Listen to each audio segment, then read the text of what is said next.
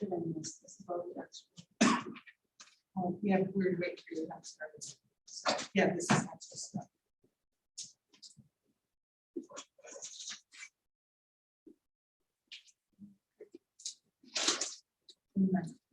Is this your first in-person meeting? Yeah. There's always extra things on the table. I'll go through them when we get to that agenda. Sorry. Let me just confirm that we're actually live. Got an error message.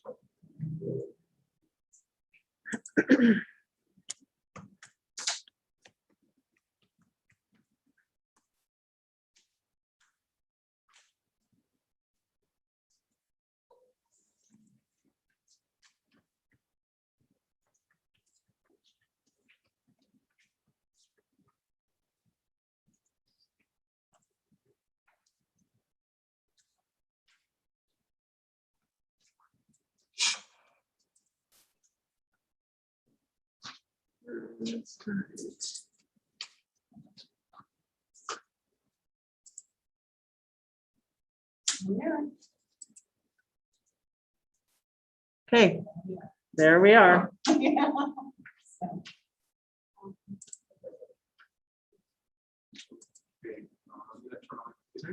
To know the volume, Is it green? just turn it on. Yep, just speak into it. Okay, Thank so you. welcome everybody to the August 24th meeting of the Planning and Development Board. Sorry for the late start. I'd like to get going by asking everyone at the table to introduce themselves. So we can start from over here, please. Nikki Sarah, planner in the city. Emily Katrina, member of the board. Lisa Nicholas. Deputy Director of Planning and Staff to the board. Garrett Blaylock, member of the board and liaison to the Board of Public Works, and I'm filling in today for the chair. As long as there's green, yeah, speak right in the mask. You Elizabeth, can move it towards you. Yeah, Elizabeth Guyton, member of the board. Mitch Glass, member of the board. Ani Harris, City of Ithaca staff. Okay, before we get started, I just want to point out that we have a very, very long agenda tonight. So I'm going to ask for everyone's cooperation and trying to stay focused and on point so we can get through everything in a timely manner. First up on the agenda is the agenda review. Lisa, please. There's just one, well, there's two changes actually. The first is for the Ithaca Farmers Market. They will give a presentation.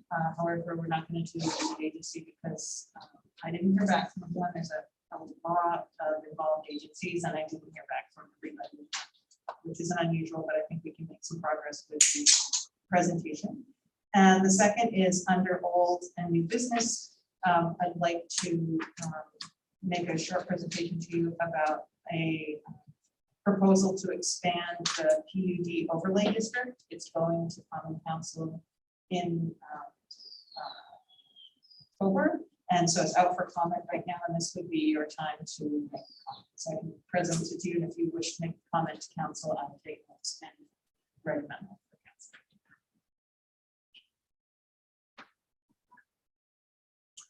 Okay, thank you, Lisa. Next up is public comments or privilege of the floor. I don't see anyone in person here to speak, but I don't know if there are people in the Zoom waiting room. Anya, can you- Everybody, it looks like everybody in the waiting room is here for a particular public hearing later in the week.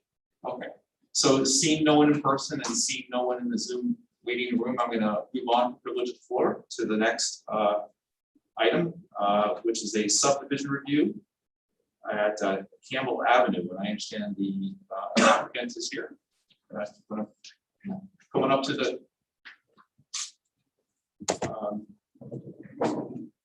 so I would just ask if you could introduce yourself and tell the board what it is you're proposing to do. Very good. Thank you all for having me. My name is Brent Kotzman, and I am applicant for Sharon Center, owner of the parcel in question here at the end of Campbell Avenue. We have submitted a request for a simple subdivision of a 5.45 acre parcel into two fairly large single family parcels, one of 3.2 acres and one of 2.2 acres, to be accessed off of the end of the existing Campbell Avenue via a shared driveway agreement. And we are aware that our proposal will require a zoning review because we're crossing over the old Hector Street right away that we have confirmed with the city. They do have the right to grant us that. So we'll be going through that in October.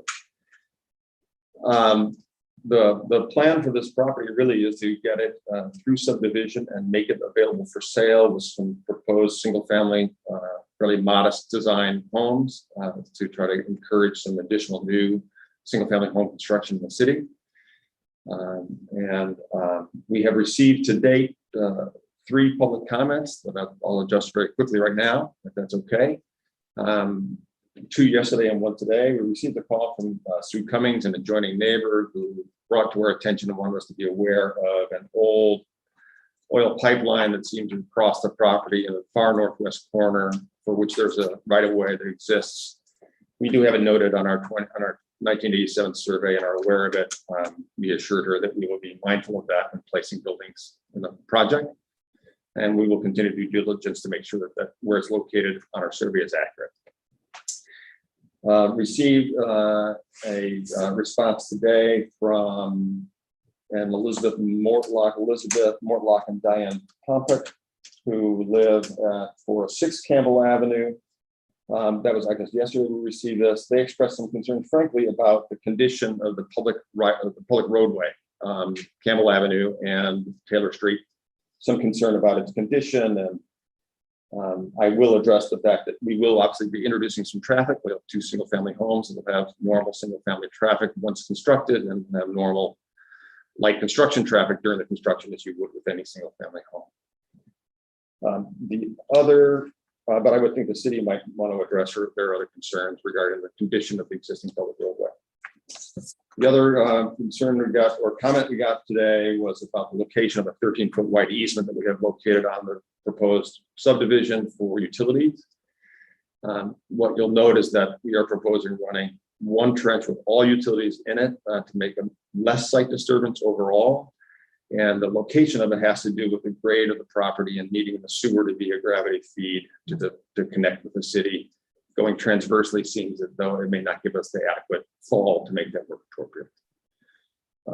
And that's it for the public comments that we received. And I'm happy to answer any questions of the board. Okay, thank you, and thank you for addressing the comments from the public. So I think before we start discussion, I mean, maybe we should make sure that we're the lead agency, which I think our first action item is to declare ourselves the lead agency, which is this salmon color resolution. So someone like to move that. Moves. Elizabeth seconds. Is there any discussion on this resolution? Okay, all those in favor? So now this board is the lead agency for your project. Thank you. So next up is a public hearing. I guess we need to. Emily moves, Mitch seconds, all those in favor of opening a public hearing. Okay, so a public hearing is now open on the end of Campbell Avenue subdivision.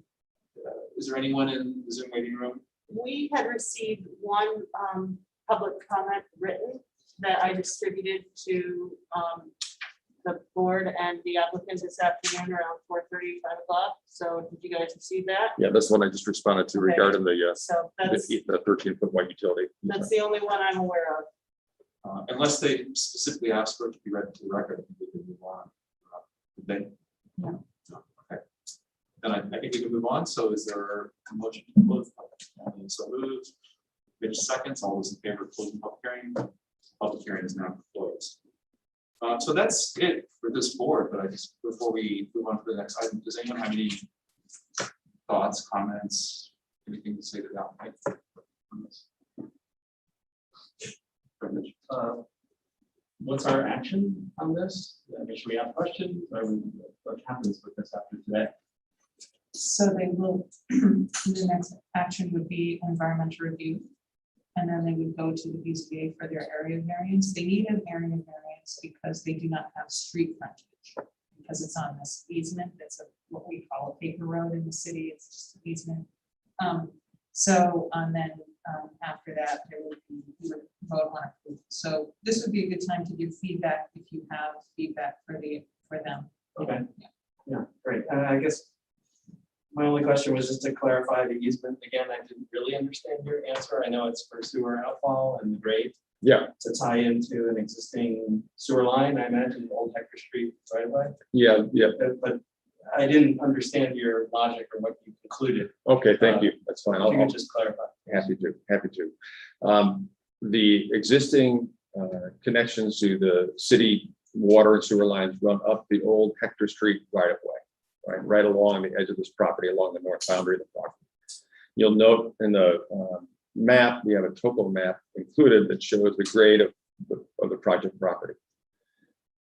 We want to do as little site disturbance as possible when it comes to connecting to municipal services and utilities, and so we intend to combine water, sewer, and electric service via a single easement. So we have less site disturbance overall. That easement is located where it is because the sewer requires a gravity fall to fall from the two houses down and connect with the city sewer line. So it has been engineered, designed based on the requirements for that, and we're just going to co-locate within that existing disturbance. So could it be a more narrow easement if you just did sewer? If you had to use that alignment, which seems, it does seem rather arbitrary, goes through a natural area, and do your water and electric along the new roadway? I could certainly take it back to our architect and engineer and consider it. It seemed that really from a minimum site disturbance, that was the thing to do. It's also an area that has been disturbed in the past and recovers quite quickly. So this is our preference, but we can certainly have a conversation about it. I mean, I guess it would help to see what the condition of that property is, what the land looks like, and what a 13-foot wide trench would do to it. I don't have a sense of, based on the map, what kind of land that is and whether that is a meaningful disturbance or it doesn't matter. Or well, it's a 5-acre parcel, right? And we need to wind up in between the two and between and downstream from the two houses that we're trying to do at the furthest upslope. So we have the least amount of site disturbance for construction. So we're going to wind up having to come in at that point where it comes in now anyway. With a sewer easement only, could we go narrower? Perhaps. It's a lightly wooded, second growth, immature forested slope. So the degree to which narrowing it to, and I don't know what it would need to be, 6 or 8 feet, would that really make a meaningful difference overall in site disturbance? I'd have to talk to my engineer about that. And what kind of trees would be removed? Are we talking about like 12-inch caliper or only 3-inch caliper? Like how big are the trees that would be removed? Most of the ones you put on the draw here. Most of them. Kurt's My wife is the registered owner of the property on Ithaca. We brush hog the property, every 3 or 4 years. We have specifically designed this whole project so that we cut down the fewest number of trees possible. So, I'm not interested in tearing down a 3-foot oak tree to put a sewer line through, but sort of, there's enough space, enough line there. So it really does look like that there's very little damage to any kind of natural area that wouldn't recover, within a year of being dug up. So there are trees there, but they're somewhat far apart. And part of the beauty of the property are the trees. So I'm not interested in tearing down trees to put a sewer line in. So we can sort of navigate through there and deal with it. That's doesn't answer your question of why not 2, but 2 is always more expensive than 1, and that would be the only real reason.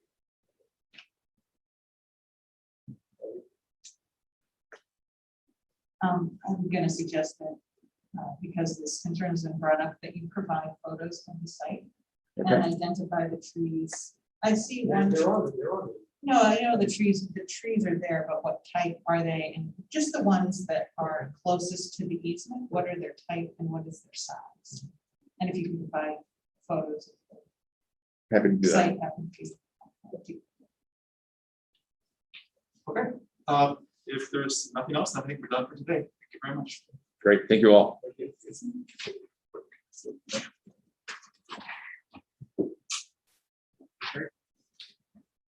So.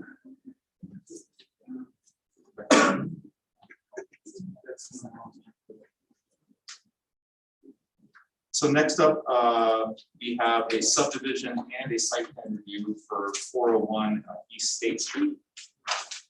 Are the applicants in the waiting room on Zoom? I'm admitting them.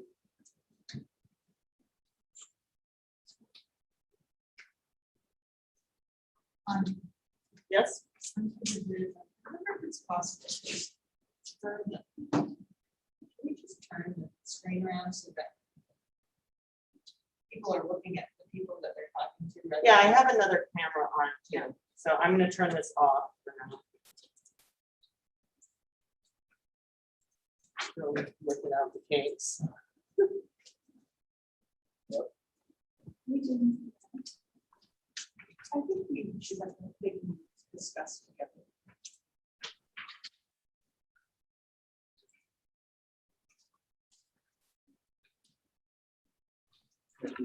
Just do the paperwork on the subdivision first and then go to the vote.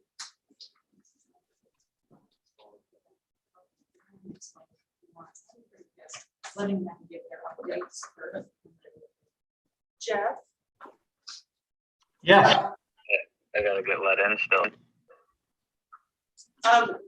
do you have a Robert Peel with you? No, you should have Brian Bouchard, Donnie Kim, Robert Kachansky, and Jeff and I. Okay. There maybe Robert Peel might be Robert Pajanski. I'm not sure. I'm gonna check it out and see. It's Kochanski, should. It could be Robert Peak. Is that Peak? And just, We'll see. We'll find out. Thank you for your patience. I'm sorry. I'm working the kinks out here. no problem. Do you see Brian Bouchard in the room or no? Like in the waiting room? There he is.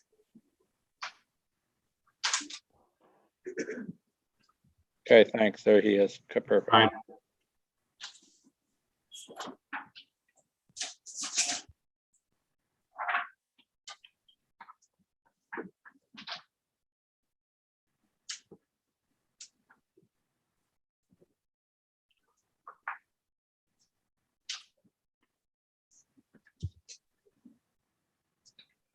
So are we- I think we're good to go. Okay, I'm sorry.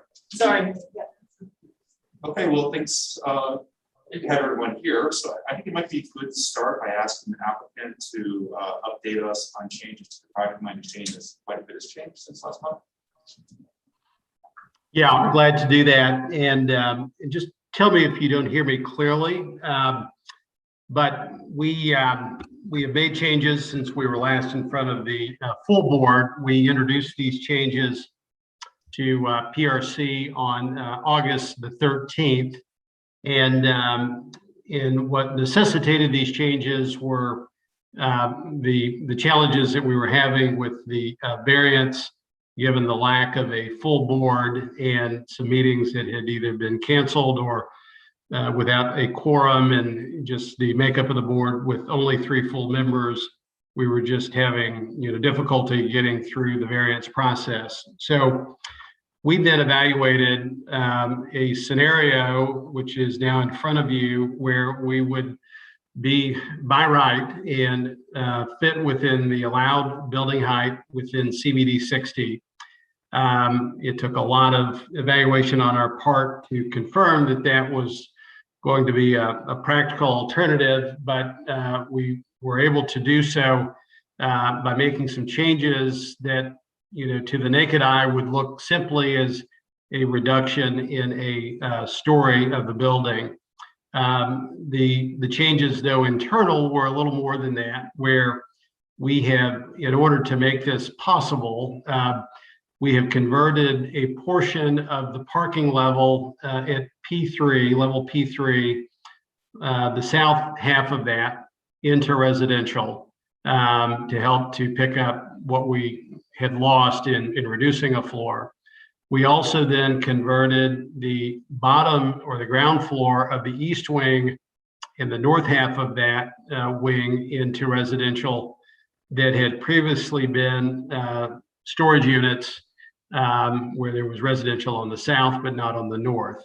And those changes then allowed us to really absorb, not in total, but in part, the reduction in a level of the building. So the net change to the residential and parking program, previously we were at 353 units, 267 parking spaces. With this change, we are now at 321 units and 235 parking spaces. So about a 10% reduction in both unit count and parking count. We have agreement with our seller, Frost Travis and Gateway Center, for the parking changes. The parking will be allocated 130 spaces to Gateway Center, both residents and office tenants, and the remainder 105 spaces will be dedicated to our own residents. It equals the same parking ratio as we had previously for our own residents.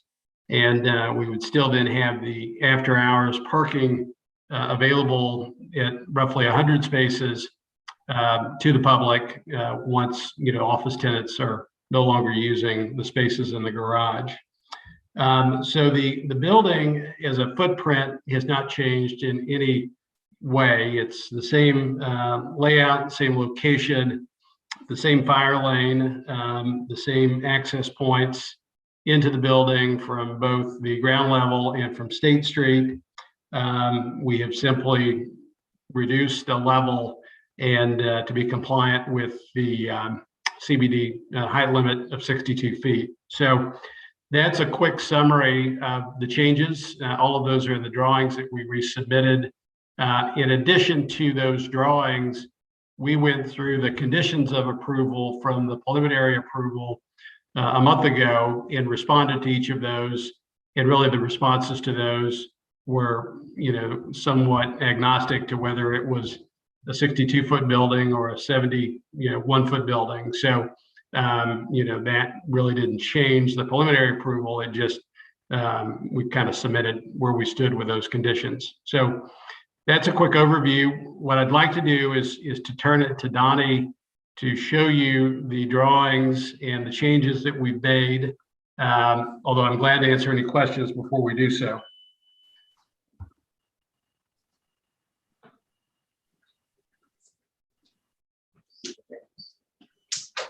Okay, can everybody hear me okay? Yes. Okay. Oops. And can everybody see what I'm sharing on the screen? I'm sorry. Yes. Okay, so we'll go to start. So this is the graphic or the graphical site plan. Just to remind everyone, East State Street on the north and the 6 Mile Creek on the south.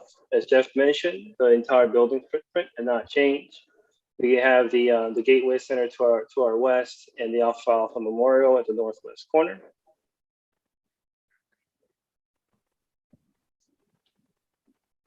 We'll go over the floor plans first. So there's a lag here, apologize.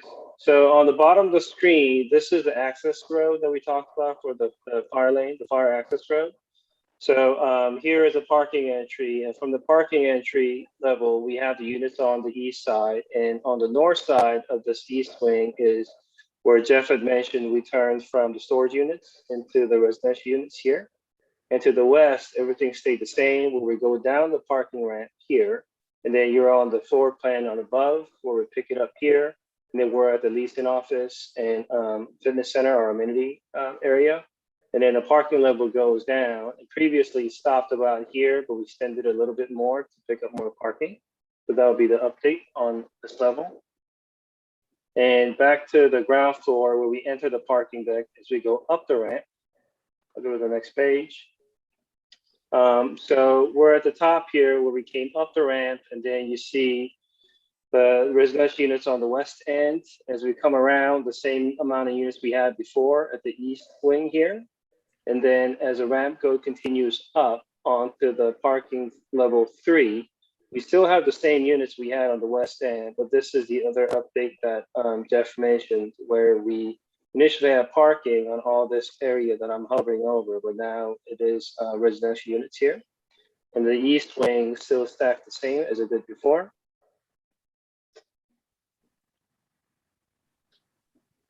As we go up a floor, on the top is the level from the State Street entrance via bridge. So everything stayed the same here as we did previously, all the unit stacking.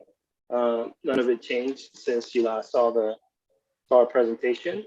And then the floors above, levels 4 and 5, stacks as well.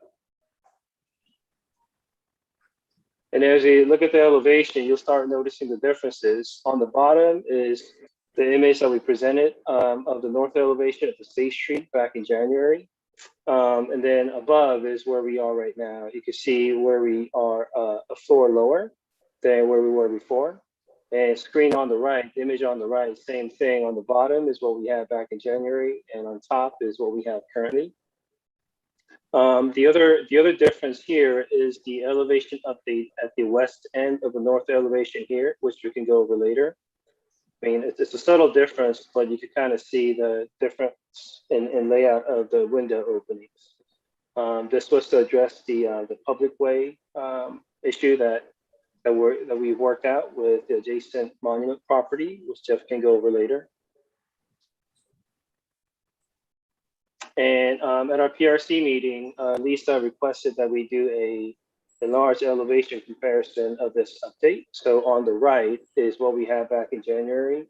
On the left is what we currently have. And we could dive into more detail later, but we have a bridge across the monument site connecting to our building to access the stair and elevator that's inside. With a public way in front at the ground level, if you will. That would be just in front of their monument. So between the monument and our building would be this white pad here, the sidewalk for the public way, and then the bridge crossing over, accessing from the State Street. This is the south elevation. Again, on the bottom is what we had in the past. On the top is what we currently have. The difference would be, again, the change in the overall height. We took out a level. And these are a comparison, again, of different vantage points. This one along the State Street. Again, the ones on the top is what we currently have. You can see the added bridge there. And on the bottom is what we had previously.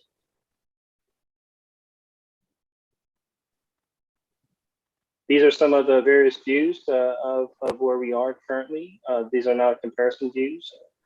But on the left, top left, is a view from the west side looking east with the creek on the right side. On the bottom left is a plaza view at the west end of our building. On the top right is the entrance from the State Street through the bridge. And then on the bottom right is a view across the creek, from across the creek. This is, again, another comparison view of what we had before on the bottom versus what we currently have on the top. On the left is looking east.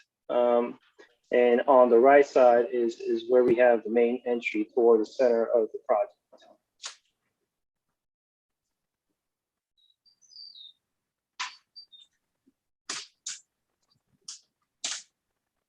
And that's it for the renderings.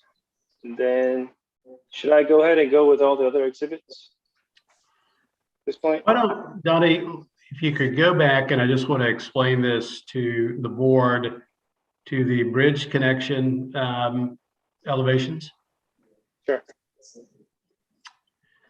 And I want to give you, and this has taken several weeks to finalize with the Alpha Phi Alpha fraternity. We sent, their written approval of this condition by email before the meeting tonight.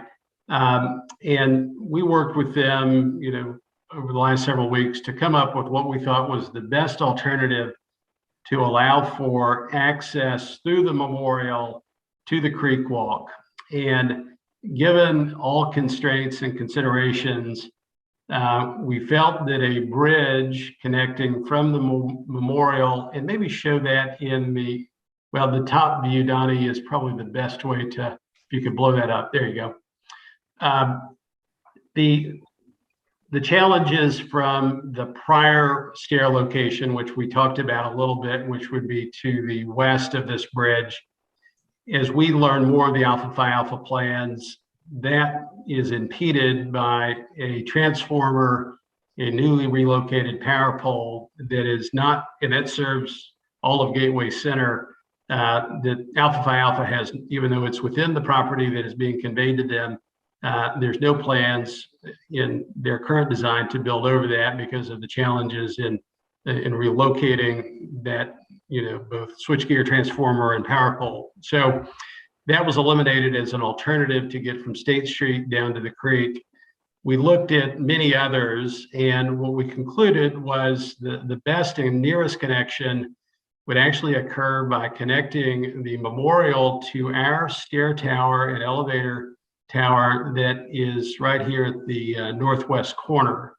And that elevator and stair core is actually already functioning as a public stair and core for the parking garage. That the elevator only serves the parking levels in this location of the building. The stair serves the parking levels and the levels above. But we thought, well, there's a real win-win here, and so did Alpha Phi Alpha, in that, their own staff will be parking in our garage. Their visitors and guests could potentially be parking in our garage. And we now have a way for them to get to the memorial from our garage through an ADA accessible route that a stair wouldn't have provided. So we are agreeing to let them and their visitors use our own stair and elevators in this corner for access to the memorial.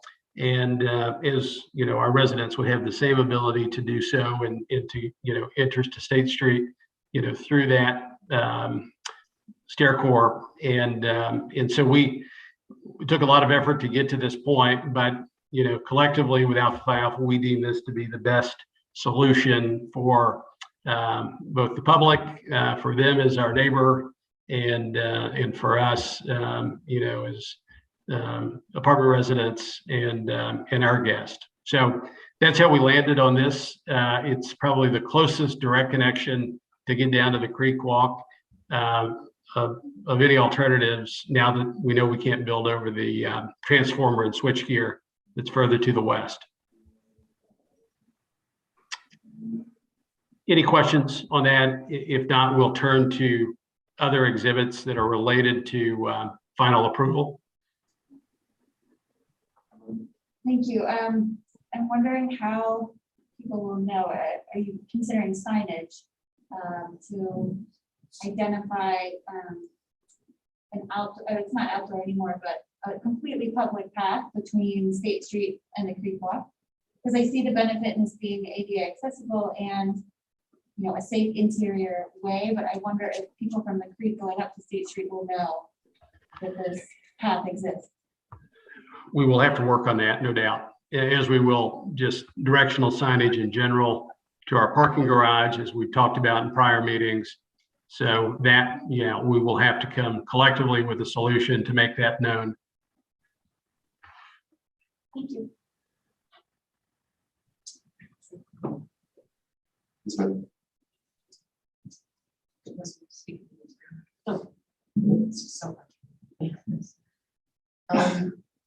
So it is accessible from the public way, because it looks like there's a stair that goes up to the connector. So it's only accessible from the garage, right? But not from this. Well, that's a very good observation. We don't know yet the final Alpha Phi Alpha design. This is the current design. Their desire is to have, it accessible from State Street into the monument. And so they're going to have to reconcile that somehow. That stair that's shown is I would call it a placeholder from their current design effort.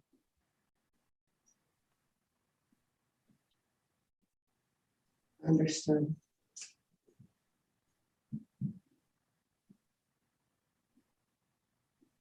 Mr. Mitch, do you have a question? Thanks, Jeff. Can you just describe a little bit more about the conversation about the moving the transformer and what exactly that would entail? How old is it? Did you get into costs? I think I mentioned in PRC that I think this is unfortunate that a piece of infrastructure is getting in the way of good urban design and a straight connection from State Street to the Creek Walk. I think it's a loss here. I'm not favorable to an interior stair and elevator. I don't think people would use that path as much as a straight path from one destination to another. So I'd like to just pause a little bit and talk a little bit more about that transformer. Well, I'll give you what I know, Mitch. And again, this is not our property, so we can't control the decisions on the Alpha Phi Alpha parcel. But in discussions with both Alpha Phi Alpha and Frost Travis, there is no desire to relocate those facilities, A, because there's a question on where they would go. B, just to replace the city's retaining wall, there was quite a bit of effort to relocate power to get to those services. They had to be rerouted. And whereas they came through the site previously, they now come on the other side of State Street, cross the street, get a power pole that's located there and now serve those transformers. So I guess I can't control that, Mitch, is my point. And I'm really at the discretion of Frost Travis and Alpha Phi Alpha on what they choose to do with those facilities. And they have been very firm with us that they have no intention of relocating them. I will say, however, Mitch, if they were to agree to that, we're flexible. We try to come up with a solution given the constraints that we had to work with and knowing that we can't control anything outside of our property boundaries. This was one that was adopted by both parties and didn't, impact the existing infrastructure. If that were to change, we are glad to change. But right now, I don't have, that approved from them, and Alpha Phi Alpha still has to go through their own process with you. So, we're trying to be as clear as we can at this stage, but know that we're still dependent upon another approval and design to be completed, before we can ultimately make this connection. So we're doing our best with, those unknowns.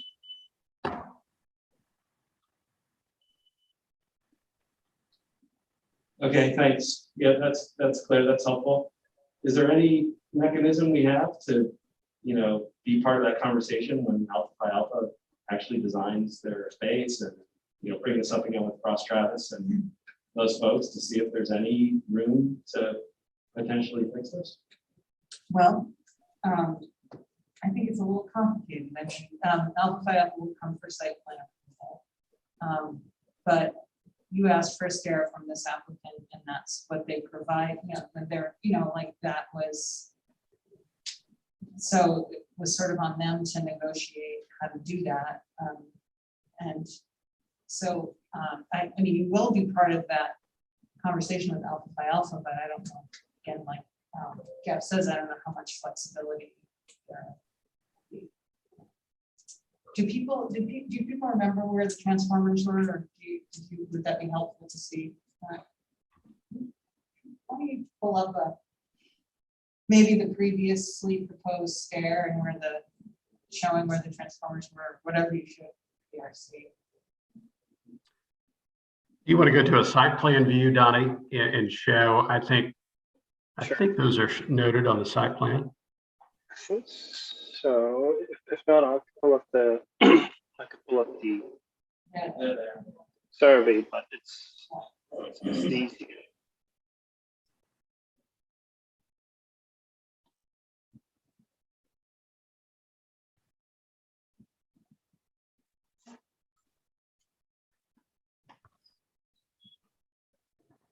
maybe I could do this. So that's-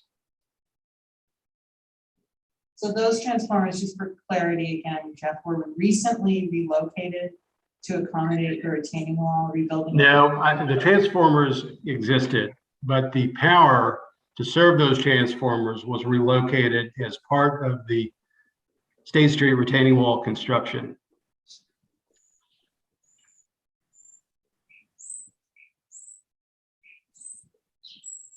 And I have got a picture of it from, I can put that on the screen if that helps, once I find it. So there's underground infrastructure that would prevent putting foundations in for a stair? Is that it? Well, I think the constraint is if they stayed where they are, you can't build over them. You couldn't build it. No, there'd be no way to service them and there'd probably be a fire code issue. So they'd have to be relocated. As would the power line that serves them.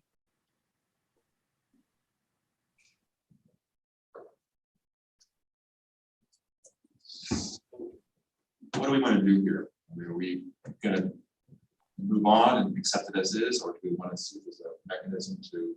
And this is a problem the board faces all the time when you have a neighboring project or a neighboring property and the cooperation of that neighbor is required for the best design, but the applicant can really control what's on their property. It's always a difficult situation. Do we move on this, or do we want to? We could approach the neighbors, and we do have the ability to do that. I mean, they could also go back and then ask again, I suppose. I mean, I tend to agree with you, Mitch, this, the whole time we've been talking about a public access, and I think we've given in on height and size in order to get that completely public access, and this feels truncated. I mean, honestly, I feel like it should have both the ADA accessibility with the elevator and an exterior stair. So I'm kind of inclined to ask for a design revision. I don't know if there's any way to add a stair hugging your building, which is not over the transformers, or go back and put pressure on alpha by alpha. But this, I agree, it doesn't seem possible at this point. Right, you know, at the same time, and I agree with you totally, and at the same time, I don't want to hold up the process. Because I think you've come so far, and I think you have done the best you can, given the constraints that it's not on your property. So I totally appreciate that. And I don't want this to hold up that process, but I do think what Emily just suggested, are there innovative ways we can look at this, you know, with better, more direct access, visual access, and just make this cleaner. I would really appreciate it from my perspective. Well, again, we're very open to that. We too do not want to hold up this approval for things that we cannot control. We've done our best. This is a solution. There are other solutions certainly, but it would take, you know, a greater dialogue amongst all parties to, you know, come to a consensus here. And, you know, we can only exert so much influence over our neighbors, and this took quite a bit of effort to get to this concession. And so what I would conclude though is, with whatever is chosen as this alternative, and this is one, it doesn't impact our own building. And so it doesn't really impact what's in the boundaries of our own site. So I'm hopeful that then is, you know, enough cover, I guess, to proceed through final site plan approval.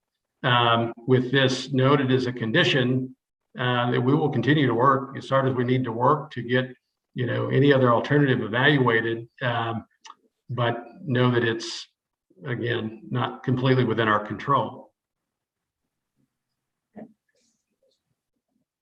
I think that, I think that there are, you know, Jeff and I, project team, have been talking about this a lot over the past couple of weeks. There's a lot of new information that you're being asked to absorb tonight.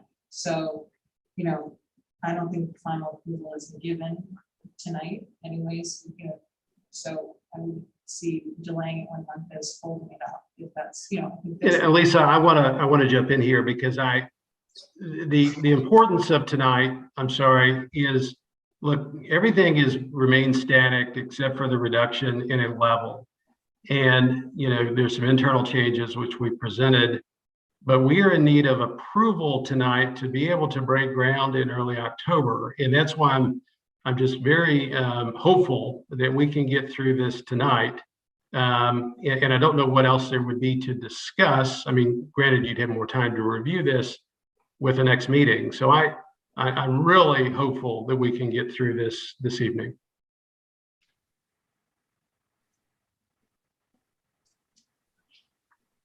Yeah, you know, on that note, we looked at this at PRC, and I think you explained very clearly what the changes were to the building. And I think it's a good change. I think it reduces the mass of the building, the density. It's something that we've been talking about for over a year now. I think the building is still a handsome building. I think it fits even better into its site now. You know, the parking ratios are fine, the reduction in units, the reduction in the facade elevations, I think are all fine for me. So I don't have any problem with that tonight. And so I'm ready to move forward with this. So maybe this is time to sort of just take stock where we are. We've been going through drawings and then we went to the specifics of the stair access and so on. And the one thing I would say maybe as a condition is if passage through the building is going to be permitted, that needs to be signed. And I think that condition of permanent signage is something that should be part of any to nodding heads. To me, it wouldn't be natural walking on the sidewalk. I could go through a private building and proceed down to a creekway. So that really, I think, needs to be very clearly signed as a condition. But should we kind of go around the room and just talk about the project in general? Are there more specific questions about the drawings and the changes? I'm trying to get a sense for where we are. Also, they submitted a lot of information about the conditions. And all A the lot of responses. information that we could go through and see which ones were satisfied, or that would be another meeting as well. I do want to remind everybody that we just have a quorum, so any vote would have to be for it to pass. So if there's any reason anyone wouldn't vote for it, and anything the project could do to change that, then, you know, they should give the opportunity. So yeah, maybe we can start if Emily doesn't mind, but again, I just want to underscore what Lisa said. We are a quorum tonight. So if there was a vote and this project was to move forward, it would need to be a unanimous vote. If the vote was delayed till another meeting, you know, then the situation might be different. So, but I want to proceed very carefully given that. So maybe if I could start with Emily and go around the room and ask if there are outlying concerns that perhaps the applicant could, if there are outlying concerns, maybe give the applicant time between now and the next meeting to address them. If there are not outlying concerns, then maybe we can proceed, but I don't understand. So I agree with Mitch. I feel good about the height reduction and mass reduction. I have a few questions about balconies and outdoor spaces as a result of that reduction, but if we can sort of nail down a whereas to address signage, address the public access to the creek, I feel comfortable moving forward with the project tonight. So just understand, though, if we were to move forward with final approval, I mean, I don't think there's a further opportunity for discussion with the balconies and so on. So I think if you do have It could be a those good- concerns, I think that at least needs to be put into condition now or discussed now. Or discuss. I'll skip me.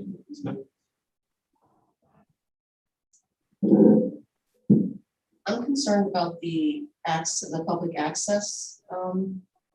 And what I mean is it's not fully accessible for EDA right now.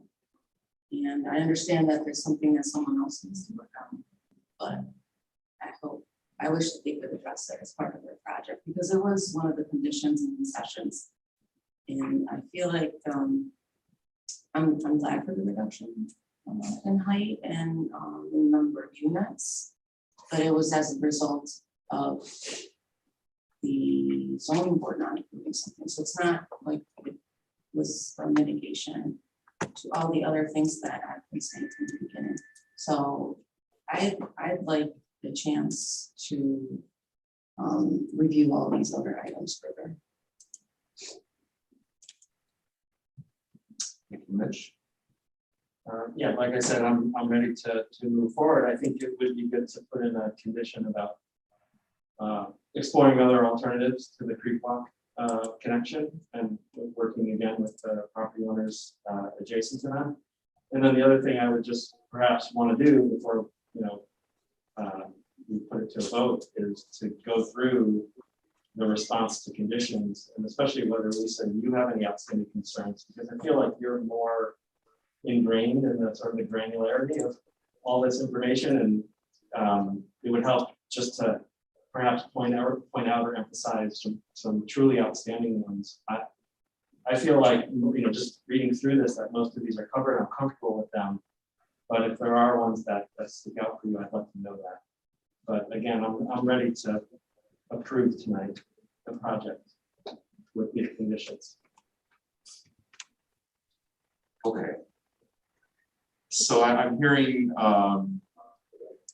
just trying to take stock, I'm hearing, I'm also comfortable to move forward, but I'm hearing 3 comfortables, and I'm hearing some hesitancy. I think we all share on the ADA compliance with the pass-through, and then some issues with balconies, and then just some concern in general about more time to review. And I'm just trying to take stock, maybe again, whether we want to call to try to put together some conditions and call a vote today, or whether we want to push this till next month. And I'm hearing from the applicant that the timing is critical in this.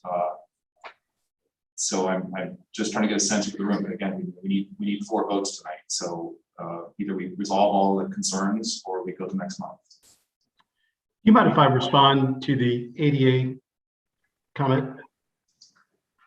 Oh, please, absolutely. Yeah, and I just want to be clear on this.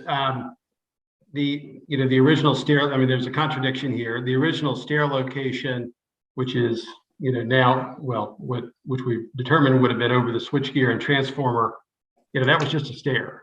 And that was a stair from State Street down to the creek walk, or the, sidewalk to get you to the creek walk. So that was never going to be ADA compliant. I mean, the alternative is you have, the ability to go down State Street, to come into the path from Green Street, which I'm assuming is, at an ADA incline or grade. I don't know that, but that was an alternative. The bridge, again, and this will be to Alpha Phi Alpha to solve, because they've got to get ADA into their own memorial from State Street. We felt the bridge was really the best way to handle the ADA compliance. Never do it as a condition of ours, but that we were, thoughtful in seeing the merits of doing so. So that's what the bridge and access to our own elevator core allowed. So I just wanted to be clear on that originally ADA for the creek walk access from State Street was not envisioned.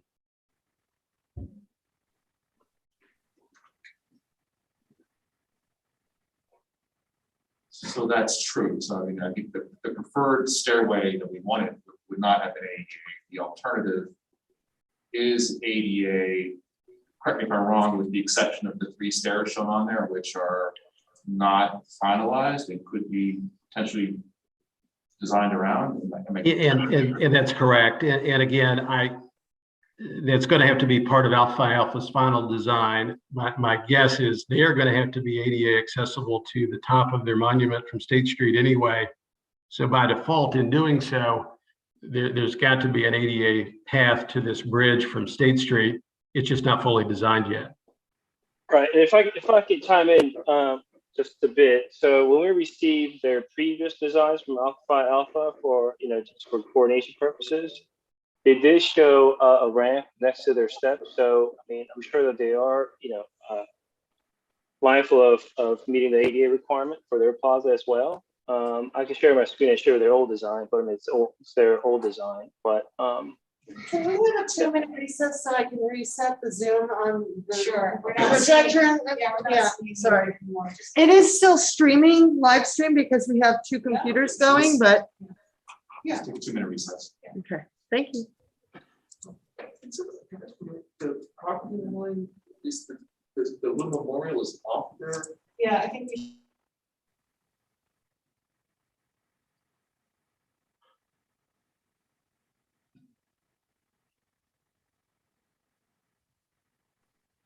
Something happened? I can't hear them.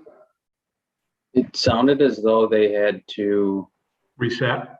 reset something.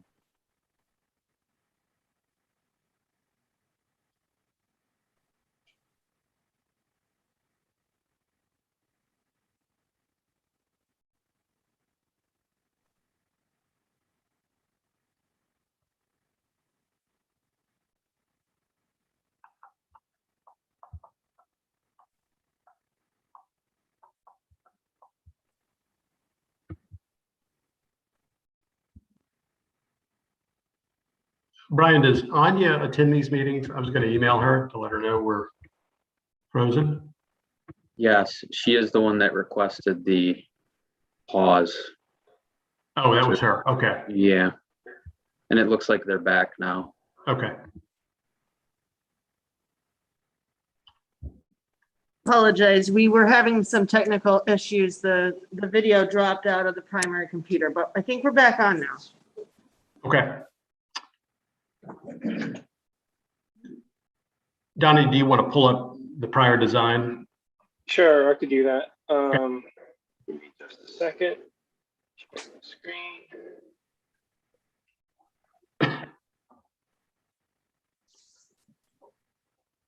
Can you see my screen now, everyone? Okay, that's really well. So this is this is still in progress. As Jeff mentioned, this is not really our design, so we can't really say what's going on. But at least from the previous design, you know, this hatch in blue here is our project, and up here in blue outline is Alpha Phi Alpha. You can see they had the steps and the ramps coming up. You know, so we assume, or I assumed, that this is, you know, the direction that they'll be taking in general. But after talking with them, they did mention that, and I'll switch my screen and go to the floor plans.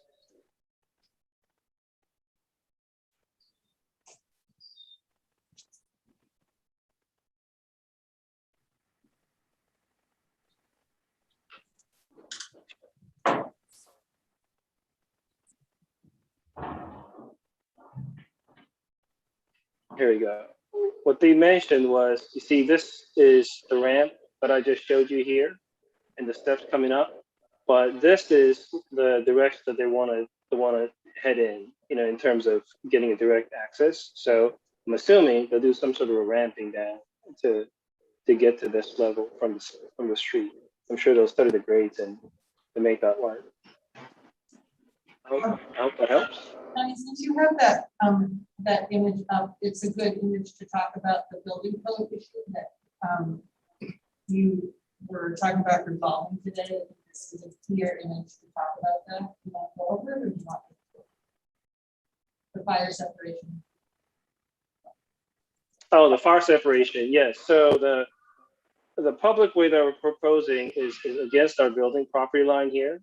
Just talk about the fire separation issue, and then you can talk about the way you're going to resolve it. Sure. The fire separation issue has to do with how we're right against the property line, and there is an allowed level of openings that you could have depending on how far you are from a fire separation distance. And the scale goes from 0 to 3 feet, 3 to 5 feet, 5 to 10 feet, 10 to 15, etc. So what we are trying to do is, because we're right on the property line, if we have a public way here right in front of our property line at the memorial property, then we could take half of it and make it a fire separation distance of roughly 6 feet to it. That way we are allowed to have 25% opening in this elevation. And thus that is what updated our overall elevation here, from what we had previously on the right side to roughly 25% opening on the elevation that you're seeing on the left side. So the establishment of that public way, if I may, or moving the building is required in order to subdivide the property as proposed, because you can't subdivide a property that will automatically create building code issues that you know about.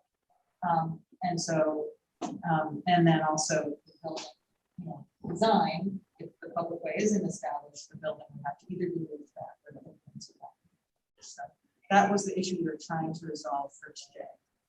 Right, you broke up a little bit, Lisa. The subdivision doesn't change. The public way is our approach to mitigate the impact to being on the property line and the window openings that we'd like to have is shown in the left. So the public way then would go on the Alpha Phi Alpha property completely, and they've agreed to that. It would simply establish a no build within that 10-foot depth along the face of this, you know, or along the extent of the shared property line. Right, so, yes, it wouldn't, I'm not implying that it would affect your subdivision, it would just affect the approval of your subdivision. Unless, you know, until it's, we know for sure that the Alpha Phi Alpha is going to allow that, and I put on your desk a diagram and an email from Alpha Phi Alpha saying that they're amenable to it. That hasn't been, what I'm saying is hasn't been reviewed by the building yet. But this is the information that we have, so to satisfy that. Would that be a condition? It already, it's a condition. This is reviewed by. Yeah, I don't know, I don't want to speak out of turn, but I would categorize that as a condition, just like the city easements, where Common Council has agreed to remove the easements from the property. We've shown that on the updated subdivision. We in turn are granting easements back to the city for the sidewalk to down to the creek walk, and for a new storm drain easement through the Gateway Center driveway. We have got that now shown on the plat, but the easement documents and, you know, the meets and bounds descriptions are drafted. They've got to be approved ultimately by the city attorney. So, you know, this would be in a similar vein, in that we would have to create an easement document in favor of the city for the public way, and it would have to be approved by, you know, I'm assuming the city attorney, the city engineer, and the building department as a condition. And so I feel, yes, it would be a good condition of approval and not unlike the city easements.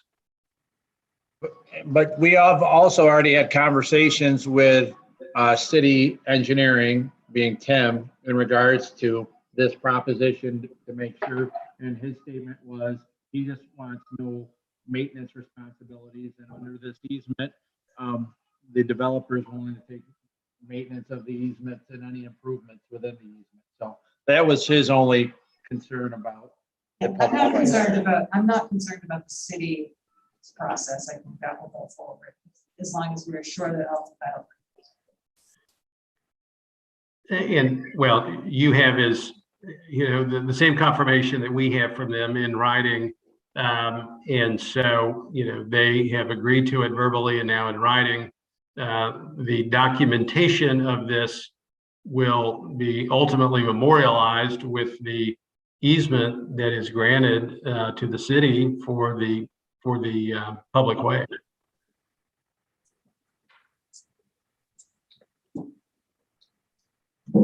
Lisa, do you have information on when we're going to see Alpha Phi Alpha's application? I've been working with them. They're not ready yet, but it should be. I mean, I think this project and the reconstruction of the retaining wall are pushing them a little bit faster than they want. I think they initially intended to go. So I would expect within the next 5 or 6 months to see it, but they're not ready yet. I see. Yeah. Okay. They've had a pre-application meeting, but there's, you know, it's not super complicated design, but there's still like these kinds of issues exactly where they have completely resolved it, so they're not really.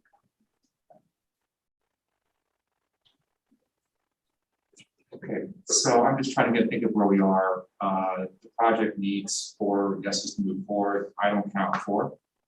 So I think we can go to next month. And so I think I want to make sure we do now is to make sure that every concern that's out there gets enumerated If there's any other concerns, other than what we've discussed, that those concerns be enumerated now, so that the applicant can have everything in hand to come back next month for final approval. Am I reading the room wrong? Yeah, it's not something I agree with. I said that I would vote for approval tonight based on the conversations we're having with some conditions included, some new conditions potentially. But I'm ready to move forward. Do we need to take a vote to record this? Because I want to go on record saying that I think we should vote to approve the project. I've heard that from 3 people.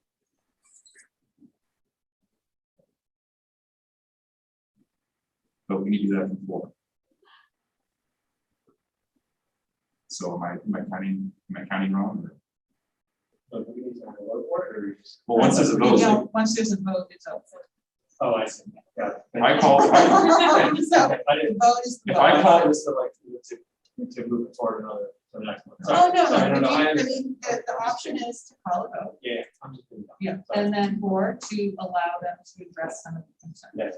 Elizabeth has offered that she's not satisfied. and she's not- Yeah. Yeah, so. That's correct. That's correct. That's right. So she has offered that information freely, and so that's the situation we're in. If we call a vote, it will not pass. And project's over. I get it. Sorry. So I think there's no option. So the option is to decide, I think that there's a lot of information being presented and I think, if you haven't already reviewed it, you need time to review it and figure out what conditions have been met and a little more,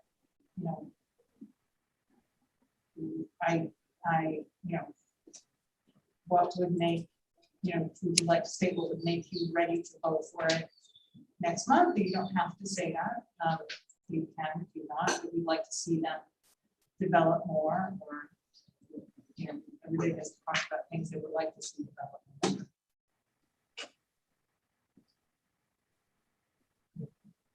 So you've heard the things that the board are interested in seeing more information on or developed more.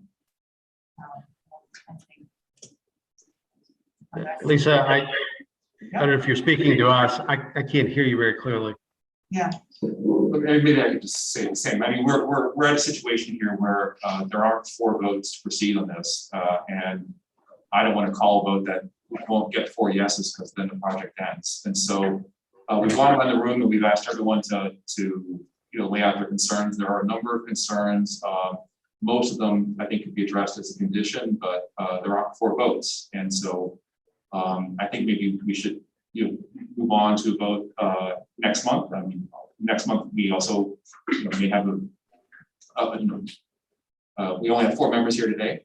Next month that might not be the case, but I guess I would leave it to the applicant to say you have an opportunity to ask any questions of the board to understand at least what would you need to do for the 4 board members who are here today to be satisfied, and then knowing that next month there going to be additional board members.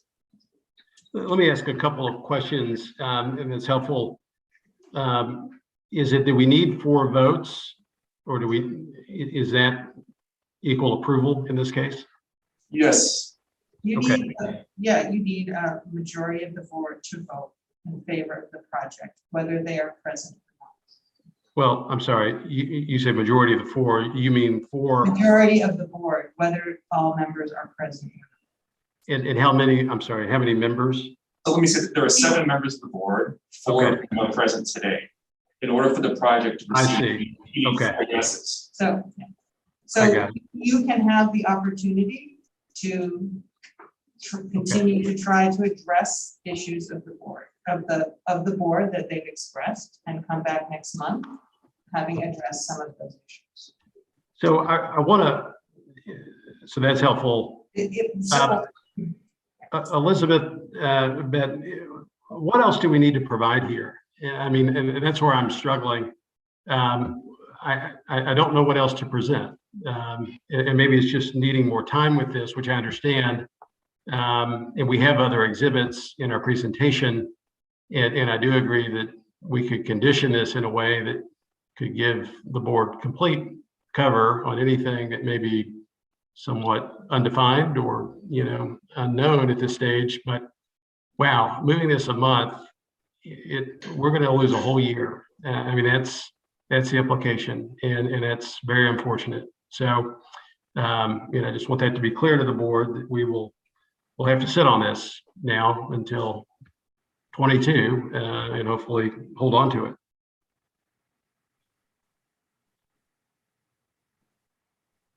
Well, I think, yeah. I don't think it's fair to put one member on the spot because it was completely up to you to provide those things in the last however many months we've been talking about this. So, excuse me, we've been talking about this. You had said that the project was not financially viable if you were to reduce the number of units, yet you have been able to reduce the number of units because it's been required to do so by the zoning board. Now, I think I've made it pretty clear, and so have many other members, what mitigations we've been looking for. And I don't see a significant change in the look of the gardens in the back, or any other mitigations that came from you and not as a requirement of code or zoning. And having just provided this last information at 4:30 today when the meeting started at 6, it's not realistic for you to, put the onus on one member of the board because it's on your time, it's your timing. So yeah, we need to look at this further. The building department needs to look at it further. And what would I like to see?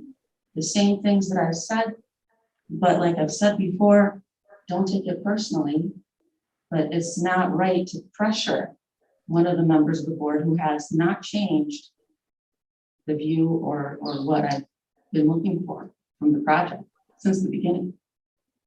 And I'm not trying to pressure you, I'm trying to understand, can we get a clear list of those items that you would like to see in further detail? Well, I think you've heard a lot of different things tonight that could be developed further, and, I think Elizabeth just gave a list. And I think, part of this, we've discussed this before, there's a lot of information here, a lot to process all in one meeting. And I think the board just needs more time.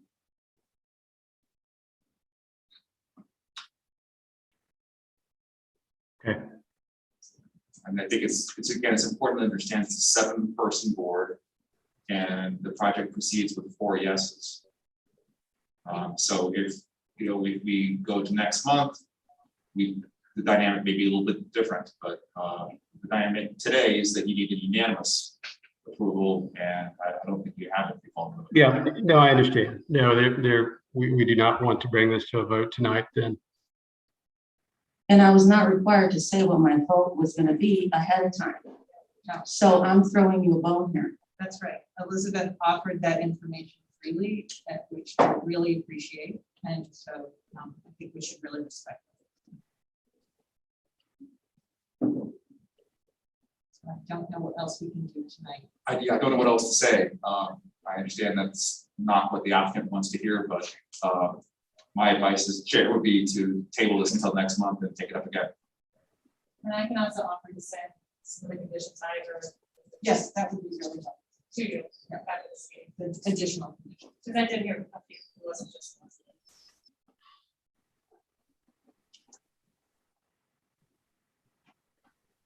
Okay, I think we're done then. So then comments, we'll have to go to next month.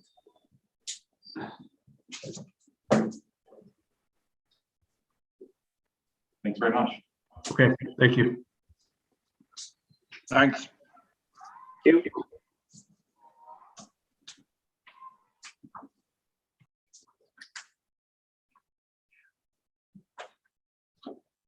All right. Are you here for 5:10? No. All right. You're there. It's up Yeah, next. it's No, it should be 5:10 on. west. He is, or he was. No, we need Brandon. Brandon was. Yeah, Brandon's in there. Hold on a second.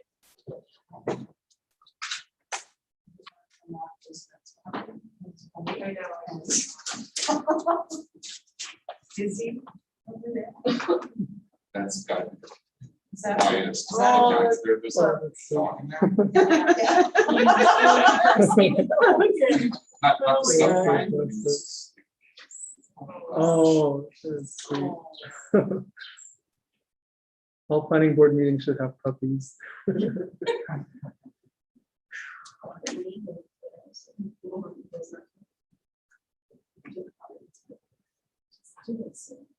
Just as an aside, this was really lucky that this whole thing didn't come crashing down because this was accidentally left unplugged. And then right after we got that one rebooted, this one just shut off. So, Yeah, so, it's no surprise. You're that learning. City technology is not state-of-the-art. We tried. Find your We have article. duct tape over there. Duct tape. Okay, so I think next up is 510 West State Street. Before we get to just two logistical things. Do we, if we leave the mics on, is that causing feedback or should we be turning them off always? Doesn't seem. No, it shouldn't be an issue. As long as I only have the audio on one computer in the room, we're okay. Just try to remember to speak clearly into the mic because it'll go up and into the PA system, which helps Okay. everybody. So we're leaving it, Big Reeves, okay. Yep. For the most part, okay, good. And then secondly, I just, I'm turning, I'm in a kind of a difficult situation, I'm so I sorry. seem a little bit dizzy, it's because I am. It's another tool. Speak to applicant directly behind me. Is there. You want to speak to And, that? and the architect is a, Presentations. Yeah, I mean, he's there. you haven't said it, but is there a possibly a second monitor? Which we just turn it Well, that's gonna have to be, if I turn this around. I know, and that's I don't not have today, but access to my If- computer. if Yeah, you it's request already, it's in the IT back of my department head, to, like, put another, as tech support stuff, it's Yeah. back there, it's, What if they turn around on their camera so faces? well, Okay, it's okay. it. I mean, that would be too small anyway, but at some point. Yeah, we'll Maybe sort of, get it's already, I've got another an idea for how to do it, I just haven't got there Yeah, yet. I just apologize for looking busy because I am busy. But anyway, Sorry. let's go ahead to 510 State Street. So we have consideration of preliminary and final approval. Are you, are the applicants online or? Yeah, Yeah, Brandon's so- up there, he's small. I'll give an introduction and then I'll Okay, pass it take it on to away, them. yeah. Yeah, so good evening, everyone. Good to see you again. Patrick Braga, Vice President of Development at Vision Development Group here in Ithaca. I'm really excited that we've gotten this far with the stately apartment projects. That's the fancy name we've given it. Our first Light Tech project, partnering with Providence Housing Development out of Rochester. Quick overview of the project, again, just as a summary and on whom we're trying to serve. We want to build 57 units in the West End, 1 studio, 22 one-beds, and 34 two-bed units, serving 30% to 80% area median income households.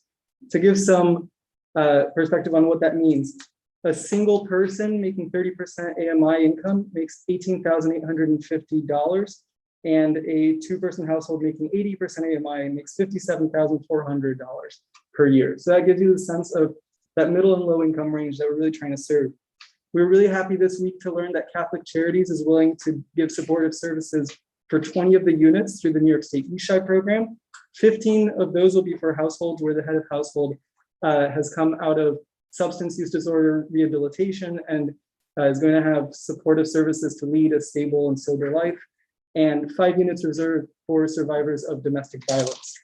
And we'll also have 876 square feet of retail, recognizing that the West End is part of the downtown core and having that lively street front is going to be great. And I think a really telling number is the capture rate that we got from a market study that arrived in our inboxes either yesterday or this morning. So capture rate says, what percentage of an eligible population does this building need to lease to for the building to be viable project?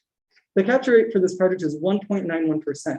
That means if only fewer than 2% of eligible households in Ithaca and the surrounding areas apply to live in this building, we'll have a full building. And that goes to show the magnitude of the need. New York State likes to see anything below 20% capture rate as illustration of need. So the fact that Ithaca is at below 2% shows that we really need housing at these income levels in our city. So I'm happy to say that now that we've gotten our seeker negative declaration, the BZA has agreed that the dimensional variances that we're requesting make sense for the project. Our application for low-income housing tax credits through the state for the federal tax credits is due on Thursday. So I would be absolutely delighted if we could get preliminary and final site plan tonight, because it's a project the city needs. It's a beautiful building, and we're really implementing the comprehensive plan at its soul in this location. Thank you. And I'll let Brandon chime in if you'd like.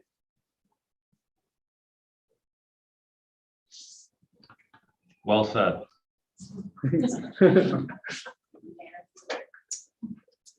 Okay, so, sorry? They did submit. They just submit updated materials, okay. So, do we want to go around the room and see how people feel about this? I mean, we do have a resolution. I don't know if we want to move the resolution and then discuss it. That's probably the proper way to go. So let me get the resolution. Yeah, here we go. Okay. So we have the blue resolution, which is preliminary and final approval. I saw this Emily moving it, Mitch second. All those in favor? No, wait. Sorry. My mistake. We've got the discussion. I get the pattern there. Okay, so we've moved it, we've seconded it, now we need to discuss. Forgive me. So let's discuss. Emily, you want to? Sure. Thanks for the overview, Patrick. It's really great to hear that what we've been hearing and belief about the need for income-based housing is true, and I'm glad the project is going forward. I don't have any specific questions. I feel like the last time we talked about it and got information on the type of files we're using, that was sort of the last checkbox in my mind, so I feel ready to move forward. Okay.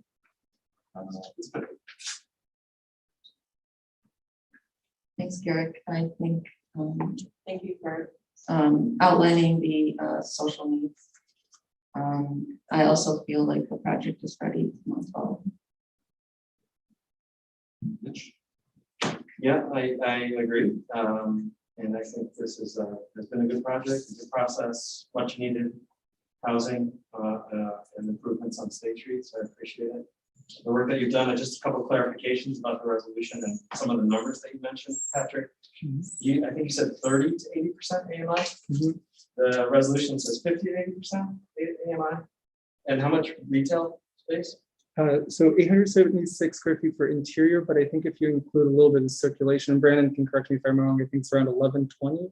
Okay, and so the resolution has 940. So there's just some discrepancies in the numbers here. I don't think that should hold anything up, but I did want to point out that 30% stuff is better than 50%. Yeah. So that should be reflected. And can I also ask how many units? Because I know that's changed a little bit, just make sure we Yeah. have it right. 57, and I think that's SFT8, right? Thank you. Yeah. Okay, so I also concur with the consensus. So I think what I'm hearing is that you have 4 board members who feel comfortable moving forward with this. I'm going to suggest that before we call that vote, that we just double check on the conditions, make sure that we got all those lined up. And so I don't know if everyone takes a moment, look at the conditions.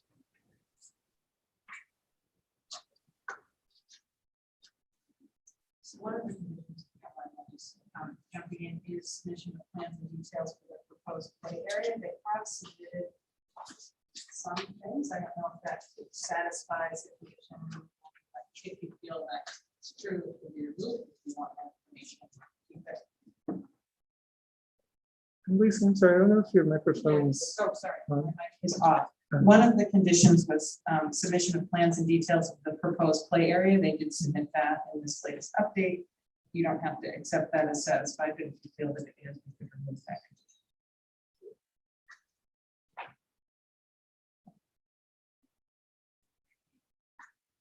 And I'll add that the play structure specifically chosen to meet HCR design requirements for play structures in affordable housing.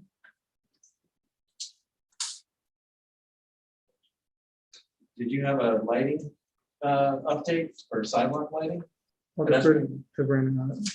Yeah, so Mitch, and I apologize, last week I was out of the office and Noah had submitted, I think, the landscape plan, but we didn't get the cut sheet in for the lighting, but we do have, I have that info that we can review fairly quickly if you'd like. I just have to present. I'd like to see that. If other- Yeah. Okay, let's do that. Cool.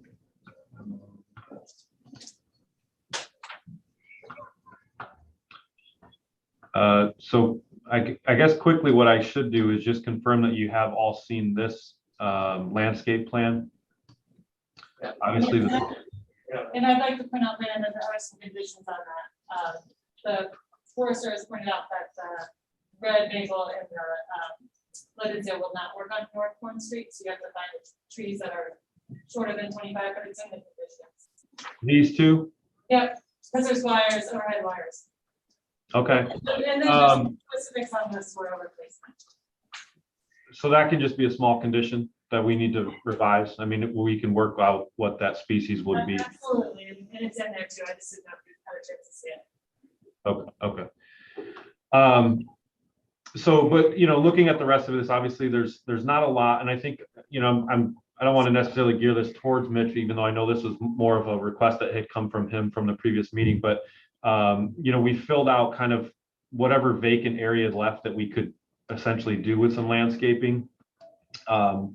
And we got one minor add over here as well. In addition to that, we talked about site lighting. And so one of the things I want to mention again is we're not going to really do, the site lighting for this project is all going to be building mounted just because of the proximity of everything that we've got. And the spec for that is going to be this. Hold on, let me get you a better picture here. This is by Lithonia, and it's a wall mount, kind of a sharp cutoff wedge light LED. They've got multiple sizes, so it kind of works to accommodate us in various situations, displayed here in a way. So something small over a door, something a little bit larger higher up, and even larger once you get taller. And this kind of broadcasts a greater range within the site. I'll click here quick just to kind of show you how they would function. And so the idea here would be that these would be mounted along the walls to light the sidewalks. They'd be mounted at the front of the buildings to illuminate entryways and even accommodate the tot lot for lighting, even though realistically that probably would not get utilized after dark anyway. But there would be lighting out there to illuminate the space. And without having a lot of specific conversation, the concept is basically to select lights specific to their lumen output and height mounting and so forth, and that would kind of inform us as to which sizes we'd be selecting and where we would be mounting those. And the idea would be essentially is to illuminate along this, obviously this sidewalk path in this area. We'd be illuminating this entrance area here off of Corn Street, and then again over here and running along this portion of the building as well.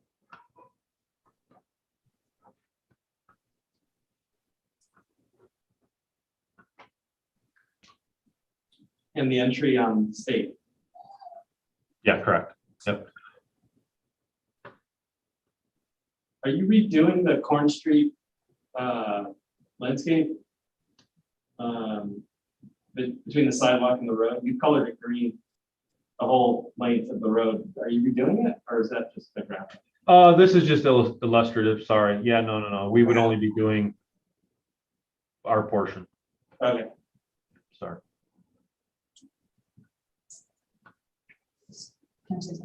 I think with the lighting details, that's an attractive light. I don't have any issue with it. I don't know if anybody else does, but we would definitely want to see the placement on the building and the photometrics before it was actually approved, because it's right up next to that house. So you just want to make sure there's no spillage. If it's too high, it could also, so we can talk about whether you like the the fixtures, but we need to see actually more details about where they're placed on the building. Yeah, yeah, exactly, and photometric. This is a great picture. I have them on my building. But if we could, can we make it a condition to have those photometrics? Okay, are there any other concerns with the conditions or additions or? Here's speaking to the dog. Yes, we can have, we can, sorry, call break. It's Lester group. Okay, so I think we're ready for a vote then. Okay, so we're going to call a vote on the preliminary and final approval for the mixed use apartment at 510 West State Street, Martin Luther King. We did, we moved and seconded, and I almost called a vote accidentally, forgetting that vote-o-matic pattern, but I think we're ready to vote now. So all those in favor? Okay, so that passes unanimously. Wonderful. Is that preliminary and final? Wonderful. Thank you all so much. And I'm sure the future residents will be very thankful as well. Thank you. Thank you, everyone. It's 7:45. I heard a request for a break.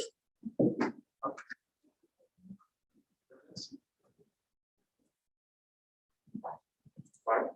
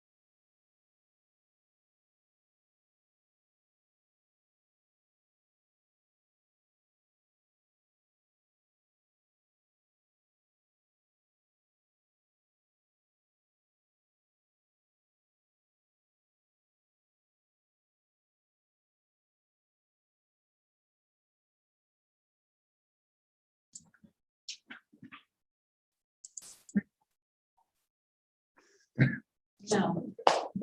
Loud and proud. Okay, so next up is 228 Dryden Road. Yes, Applicant would like to I'll introduce myself. I'm Nathan Brown with Bolt Architects. I'm an associate and project manager for this project. I'll kind of run you through the minimal updates that we have so far, but I think we're looking at seeker stuff tonight. So some of the comments that we heard from the previous meeting was eliminating the rendering, actually on the front doesn't include it. But what we've done in the front was to remove the benches in between at the bottom of the ramp and the stair and the one adjacent to it. We've put a visitor bike spot here. So someone that, you know, is coming to visit can walk up a bike there. Again, the vast majority of bike storage is internal to the building. The microphone right there. It's just, it's so hard to do. It won't stretch any further. Okay. You know, if you're looking at the plan in here, this storage room in the back here will be where there will be bike storage. And we'll have, I think, 8 bikes available, or 8 bike storage spots in here.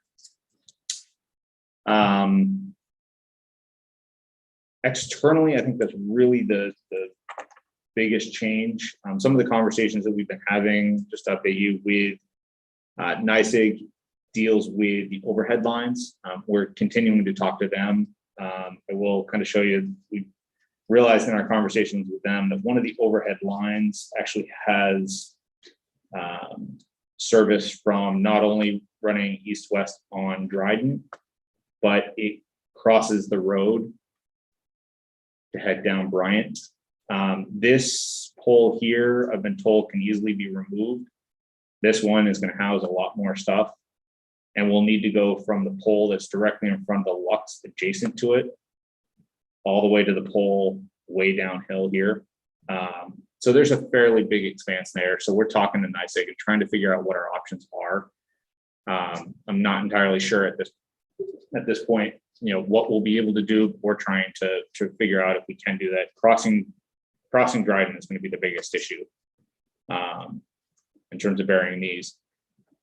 With respect to kind of, somebody asked a question about a transformer previously. There is the NYSEG transformer that was placed up behind the Lux to service the buildings uphill. We've been told that they might be able to adjust and modify that transformer there to feed this building as well. There is an electric easement that runs up there.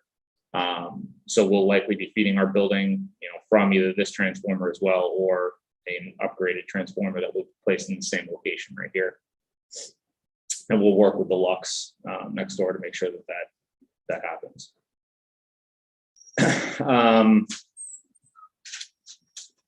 We were asked to kind of provide kind of an updated elevation. So we went and created a updated street elevation here. So this is our building kind of placed in context. So adjacent to it is the Lux. I will also say that because of the photo angle, you don't see there is actually another story on top of the Lux here, which is set back from the street. And then you got the building at 320 Dryden and just our neighbor to the west here. So all in all, we are lower than the lowest part of the Lux, still a little bit higher than the existing building to the west. You know, we tried to put a rendering in so that you kind of start to feel what it's like from the street, going down the sidewalk. You'd have a ramp that kind of runs up to the front entry here, stairs that go up to the patios, balconies overlooking the street. This rendering is with the assumption that the power lines are gone. So take those with a grain of salt at this point. Those are pretty much the updates. I don't know if we want to go through seeker stuff or what you want to. And this is all secret stuff. Did you have sections that? Yep. you could go on? There were sections that we showed last month. Okay. So these sections here run from north to south through the site. So here's your alley in the back. This is that right away alley that kind of splits the Lux in the back. And then you have Dryden Road that happens down to the south. So there is a fairly significant grade change, almost 2 stories of grade change from back of the building to the front of the building. And what we've done, just to kind of talk about it again, is we actually embedded part of the building into the hillside. So there was a question in seeker about how much excavation, how much material is there. We're trying to actually minimize some of that. So we're not going to, at the highest part of the site, we're not excavating down 2 stories in order to put this in. We kind of step the building into the hillside.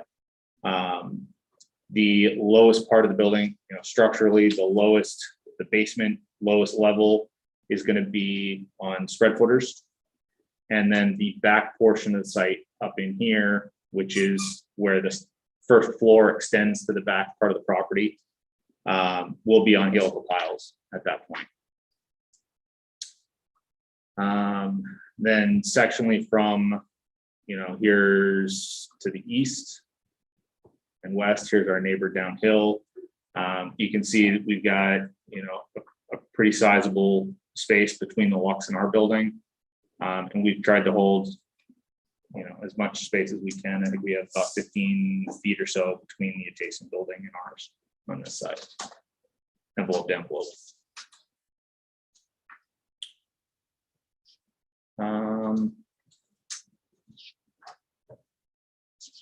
I did bring, we passed some materials around last week, and of course the day after our meeting, the Niji panels showed up. I do have those. If you'd like to see those, it's a series of kind of whites and grays that we'll use in kind of a mosaic pattern. That'll be the backside of the building. You can see down here. So this is the brick across the front where the entry is in this lower right corner. It'll be the white mosaic, which doesn't render really well in here, but white mosaic around the back and returning back to the stairwell door. And then it will be the red panel that we talked about all along the east side, and then the front where you see it there. And I'm happy to grab those samples if you guys want to see those. Well, I think that would be good to pass those around and do it now, or I can answer. I think most of us are familiar with these panels, but it's always nice to see the color. Yep. And I have the other materials as well if you want to see those too.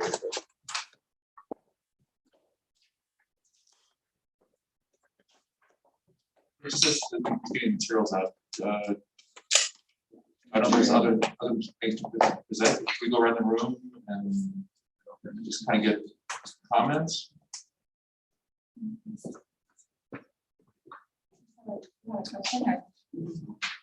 Please, questions. You got a question here? I don't know if I missed this, but were you saying that you might be able to run the power line underground? that's our hope. We're talking in NICEAG right now. I mean, it's fairly expensive to run it underground to bury the existing lines, especially from that whole, to the extent of really 2 sections. Where the expense is going to come is if we have to turn and cross Dryden. I see. So I understand. if we didn't have that 3rd leg going into the one pole directly in front of our building, it would be a different story. So we're trying to talk to them and figure out what our options are. These are your building finishes? Those are it'll be kind of a mosaic pattern. I think they're 2 foot by 4 foot panels around the backside of the building, and we used a lighter color so that it would, disappear a little bit more and blend. Wouldn't feel as heavy back there, especially if we can plant, and try and use some of the greenery there. It'll start to disappear a lot more and be a little bit softer to the back.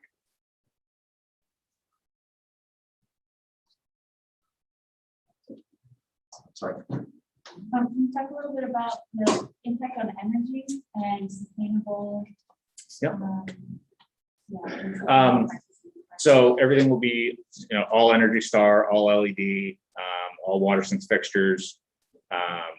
At this point, we're not entertaining photovoltaics on the roof, but we are talking to the electrical engineer about making it PV ready. I don't know that we'll actually implement them on day one, but the conversation is there. We got to find out whether the owner wants to pursue that a little bit more. But, so Do you, yeah, do you plan to show a chart or anything about how to comply with the building? yes, yeah, that was brought up. We sent that stuff today, so we'll get those and make sure that that's provided. You don't actually have to do that. It's not, you know, because they applied before, but it's really Yep. important for, yeah, I think. Yep. Because it is law now before it went into effect, but it is good to know. Yep. How you would- I mean, we'll do it. We have to do all of our contract and red check. And it is not electric. Yes, yep.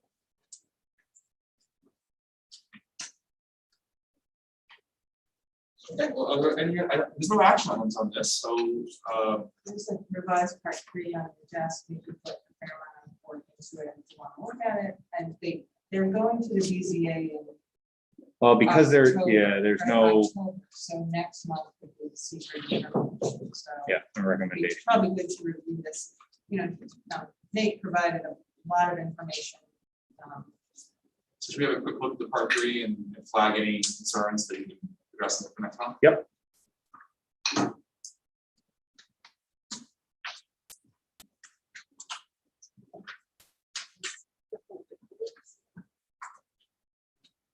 Thanks.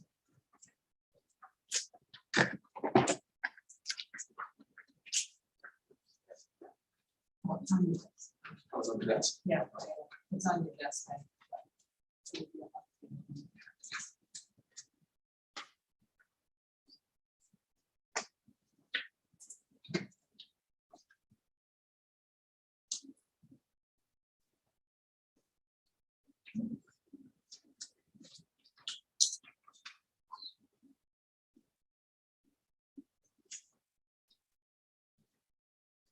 So I know there was an issue with the retaining wall. Was that in part 3 or? Under the transportation. Okay. There's just a bullet points of the engineering plans. And so that's, something that we'll, I'd like to hear from you guys in terms of your thoughts on the traffic demand. What type of information you'd like to see at this point? I mean, the units are essentially student efficiency units. We have bus ride or bus stop nearby. I think there's ride share nearby. Kate is referring to a comment from transportation that they were wondering if there was a transfers demand management plan Yeah. for this building. It's not required, but there is one. We could pass that. The board wants to see information about that. Yep. That should be provided. So that would be how does the applicant plan to mitigate parked cars in the street since they have no included parking? Right, like what, what typically we see in transportation and the plans for College Town, which some in CR3, they're required, is, what amenities they are providing pedestrians, or what amenities they're providing their renters, like are they providing bus passes, if they don't have them, where's the car share? Just kind of an inventory of bike parking, exactly, bike parking. Like indoor bike parking. I mean, What is this about variance? What are the variances that you're looking for? So there is a area variance and a setback variance for the rear yard. Because of the grade change in the building and the way that we are able to we have to pull the building down to the front yard and to get up to the backyard. So we had to kind of extend the building to the back, which I guess, if I remember correctly, is there's the existing building that's there right now is only 4.7 feet off of the rear yard. Then it used to be 10. No, it needs to be 20. Okay, and we can't utilize the same rear yard. I don't know if it's a variance or what was in place previously that's there. So the existing building is 4.7 feet off. We are going to pull the face of the building back 8 foot off the property line, but we'll have a couple of balconies in the back, which will extend out 3 feet. So the face of the balcony will be 3 or 5 feet off the back property line, which is no closer than the existing building that is already. It actually lines up pretty closely to the Lux next door. So we'll keep that kind of, same plane of buildings that is there.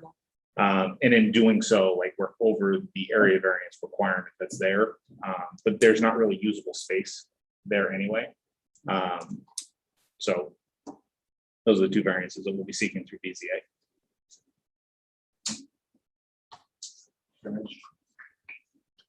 I'm just reading through the part 3 there about the trees. Yep. I guess I didn't realize that 8 trees ranging from 18 to 30 inch diameter. Those are big trees that are coming out of there. There's a couple in there, yeah. Substantial growth. Pull up the picture of the. We're having the same issue again. I'm gonna have to Okay. reload. Well, actually, I gave you a picture. Yeah, This is right. what the That's what I'm sunshine is. referring. Still streaming on this phone, but And I guess, like, in response to that, like, I would appreciate maybe another look at the landscape plan to see where you could incorporate some trees of size. And I feel like there's one obvious spot here as I look at the front elevation is on the corner where the purple piano is. That looks like a pretty large planting bed that could probably hold a fairly substantial tree of a good size, not a 2.5 inch caliper or a 3 inch caliper, but something, 6 to 8 inch caliper that replaces the 8 that are being lost. I mean, we're losing a growth of trees in college now. I mean, let's be honest about that. It's a nice building, but I think that needs work. Another place where you could actually add some trees probably is along the sidewalk, I'm thinking. You remove 2 benches. You could even remove this is what I think you should do, okay?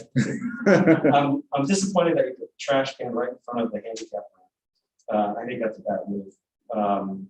And I think the trash should be moved down to the corner at the lower end, the west, farthest to the west, take that bench out. And then take the last bench out and combine that plant bed and put some multi-stem trees in the sidewalk so that you begin to soften this thing and bring some trees back. I still find this thing is really cold in the front. It's a nice building, but I think that would help, in my opinion. The other thing I wanted to point out, and this is kind of veering a little bit away from the part 3, I didn't see anything else in part 3. Are the blue glass balconies? That seemed like a new thing. Maybe it was in the older. Yeah, those have not changed. Those have not changed. So I Yeah. guess I'm looking And that at may those just and be being a the- little bit more sensitive about blue glass in college town these days. That may Even just though be they're the way building- that they're rendering. They're meant to be clear glass. Okay. Yeah, I think it's probably just the way. Let's that- make sure. Yeah. Let's make sure that happens. That would be good. Yeah, I think that would. So with respect to the benches and the trees along the front, just so that I capture what the tenor of the board is it better to eliminate kind of the seating? I mean, we were kind of asked to push and widen that sidewalk a little bit, make it a little bit more belief that's in there. Better to put it towards trees or the benches that are there? I mean, I'm not sure that I can get everything along there because and it's not trash storage. We have it weekly. Yeah. So I don't have a lot of room. I can't put a tree in the far right one because I only have a very small amount of space right there, enough for a bench. Oh no, I meant this. Yeah, no, okay, yeah, so, and then, yeah, so move the trash all the way down to the west on that one. Put a tree in the right where the piano is. I don't know. I mean, this is I agree. nitpicky design, but Yeah. I'm trying to get something back. I totally agree with you. I think that, yeah, that whole planting area could be really beautiful and meaningful. And right now it's just. Yeah. comments about the benches being too close to the sidewalk anyway, and someone sitting on it. Right. wouldn't be thing like their feet are. Yeah. There's not enough space for a bigger amount of benches. Well, to either be built into the construction rather than adding a bench. Have it, be poured into the concrete. We do something along those. Because then it wouldn't, That's a good idea. come out as far and it would look more integral to the design. Well, I think the point is, And then maybe some taller skinny trees in front, instead of these little concrete. But you know, it's- I think the point was an exchange of trees and benches. Like the opinion that not many people are gonna use these benches. Is what I'm thinking, so You'd be that, surprised. You'd be surprised, and it might be able to design the trees within that wall and benches. Like the. Well, why don't we? Yeah, Take another crack at it. We'll exactly. take a look at it and I'll- Yep. more than just one proposal, but a couple of iterations. Sure. Any other, for Lisa? I do want to mention that again,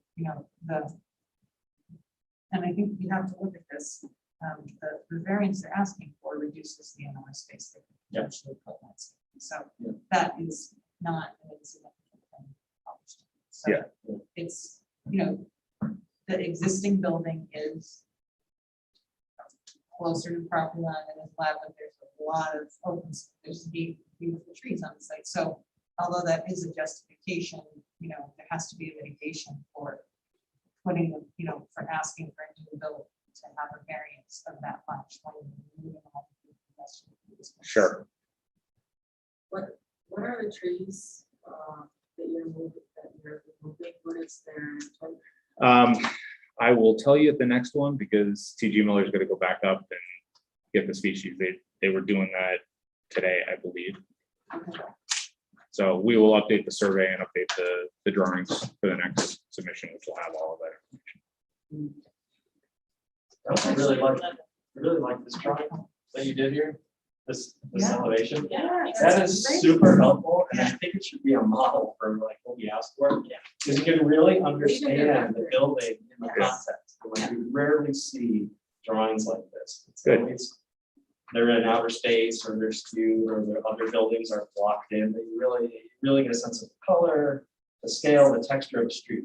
And that really helps to situate your building. The other one I think is not as successful actually, Yeah. because it seems like it's like looming over you, towering, but I don't think it would feel like that necessarily. No, I Although mean, if it does, then you're really looking at the underside of those balconies. And that might be something that needs to be kind of warmed up. yeah, and You know, we're in thinking terms of about having, wood or something. some sort of wood up there. We'll treat the underside of those balconies as if, they will. The building's already up above the street level. Yeah. So you will be looking up at those. Yeah. So they will be finished and treated. Good. Up there. Are we kind of at a conclusion? Or any other outstanding? I'm sorry, I want to say one more thing.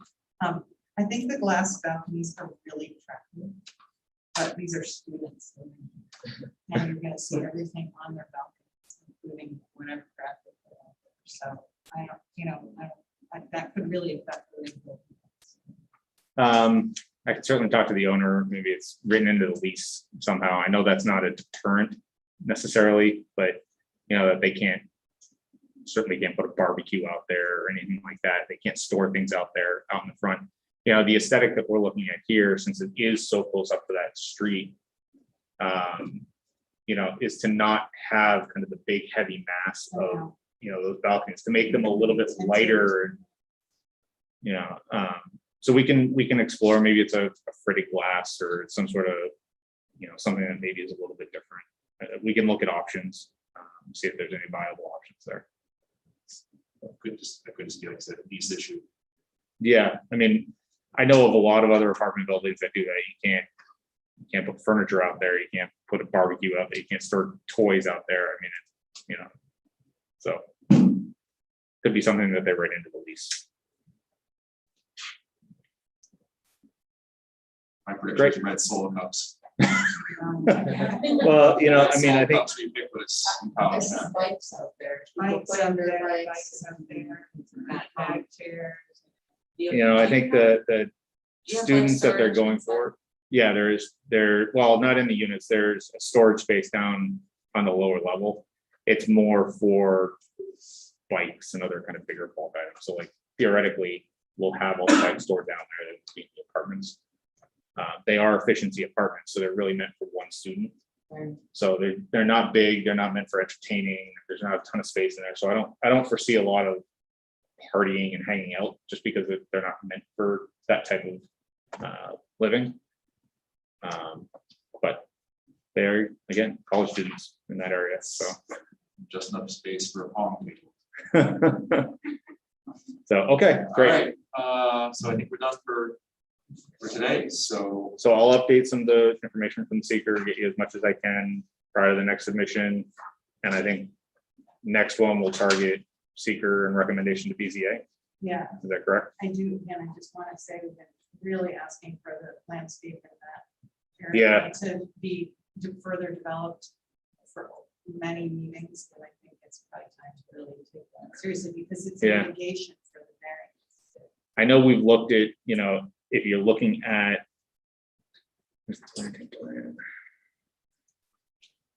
the available space in the planting plan here, we don't have enough. I mean, maybe with the suggestion of moving stuff down on the lower, I can't see my mouse, on the west side there, creating a little bit more space, maybe we can put a tree in there. The foundation bedding that's there is hard to really have a good tree survive.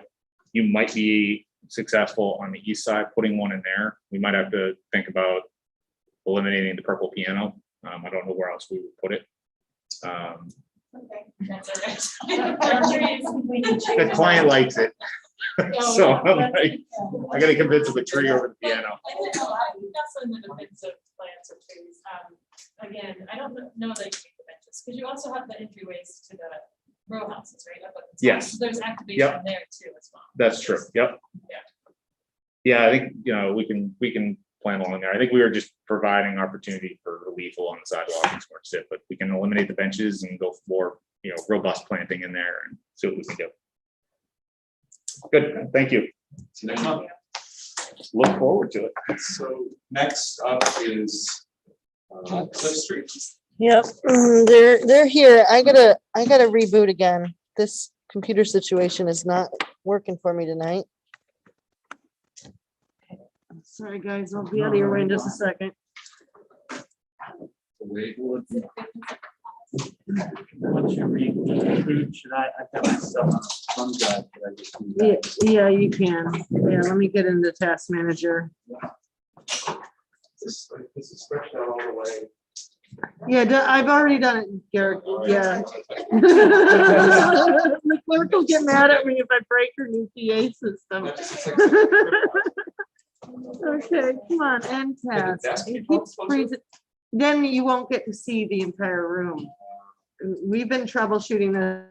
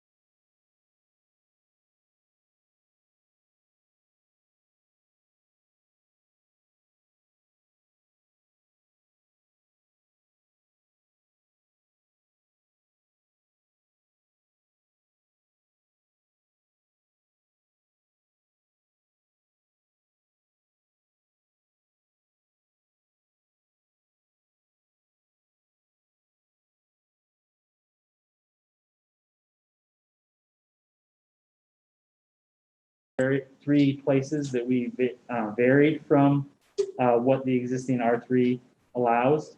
One is minimum lot coverage. We somewhat shrank that a little bit, and the intention was just thinking about flexibility in the future is if the two cottages to the north of the property that we have, if for whatever reason those were broken off at some point, subdivided off at some point, then this minimum lot size will still work along with the percentage of lot coverage. Still works and maintains the zoning, so it gives flexibility to the future, basically.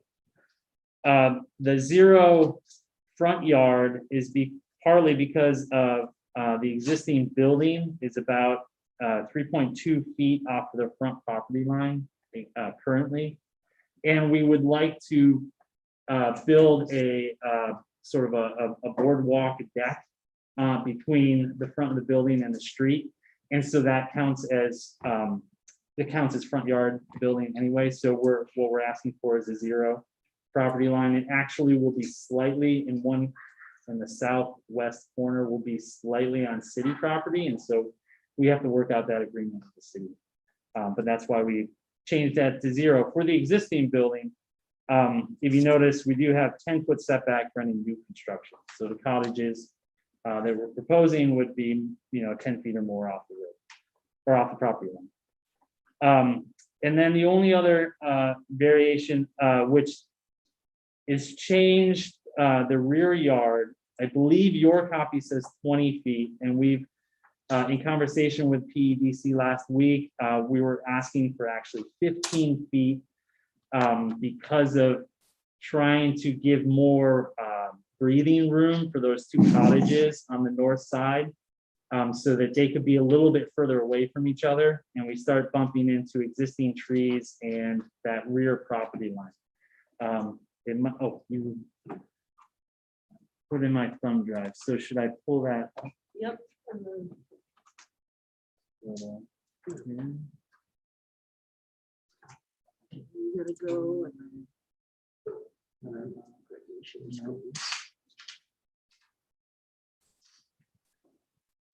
All right, so I'll while I'm pulling that up, as far as the uses chart, we basically took what's existing in the R3 zone and then just pulled a commercial zone. We picked B2 and introduced a bunch of uses from the B2 zone. So if you look at the chart, you can sort of see which ones we were pulling what uses from. Some of which just didn't make sense, like a hospital or a cemetery, funeral home. So we just took those out. But as far as the uses, we pretty much tried to stick with what's existing in the R3 and then adding a few some from B2 zone.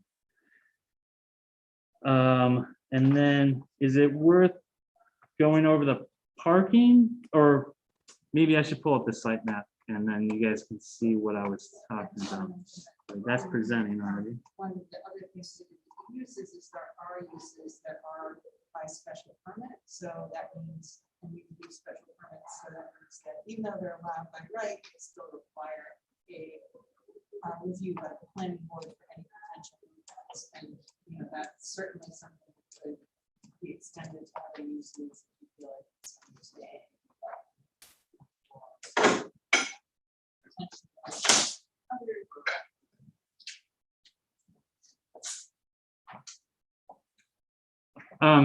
So just to bring the conversation back to how it affects, or how some of the zoning is looking with our proposed site.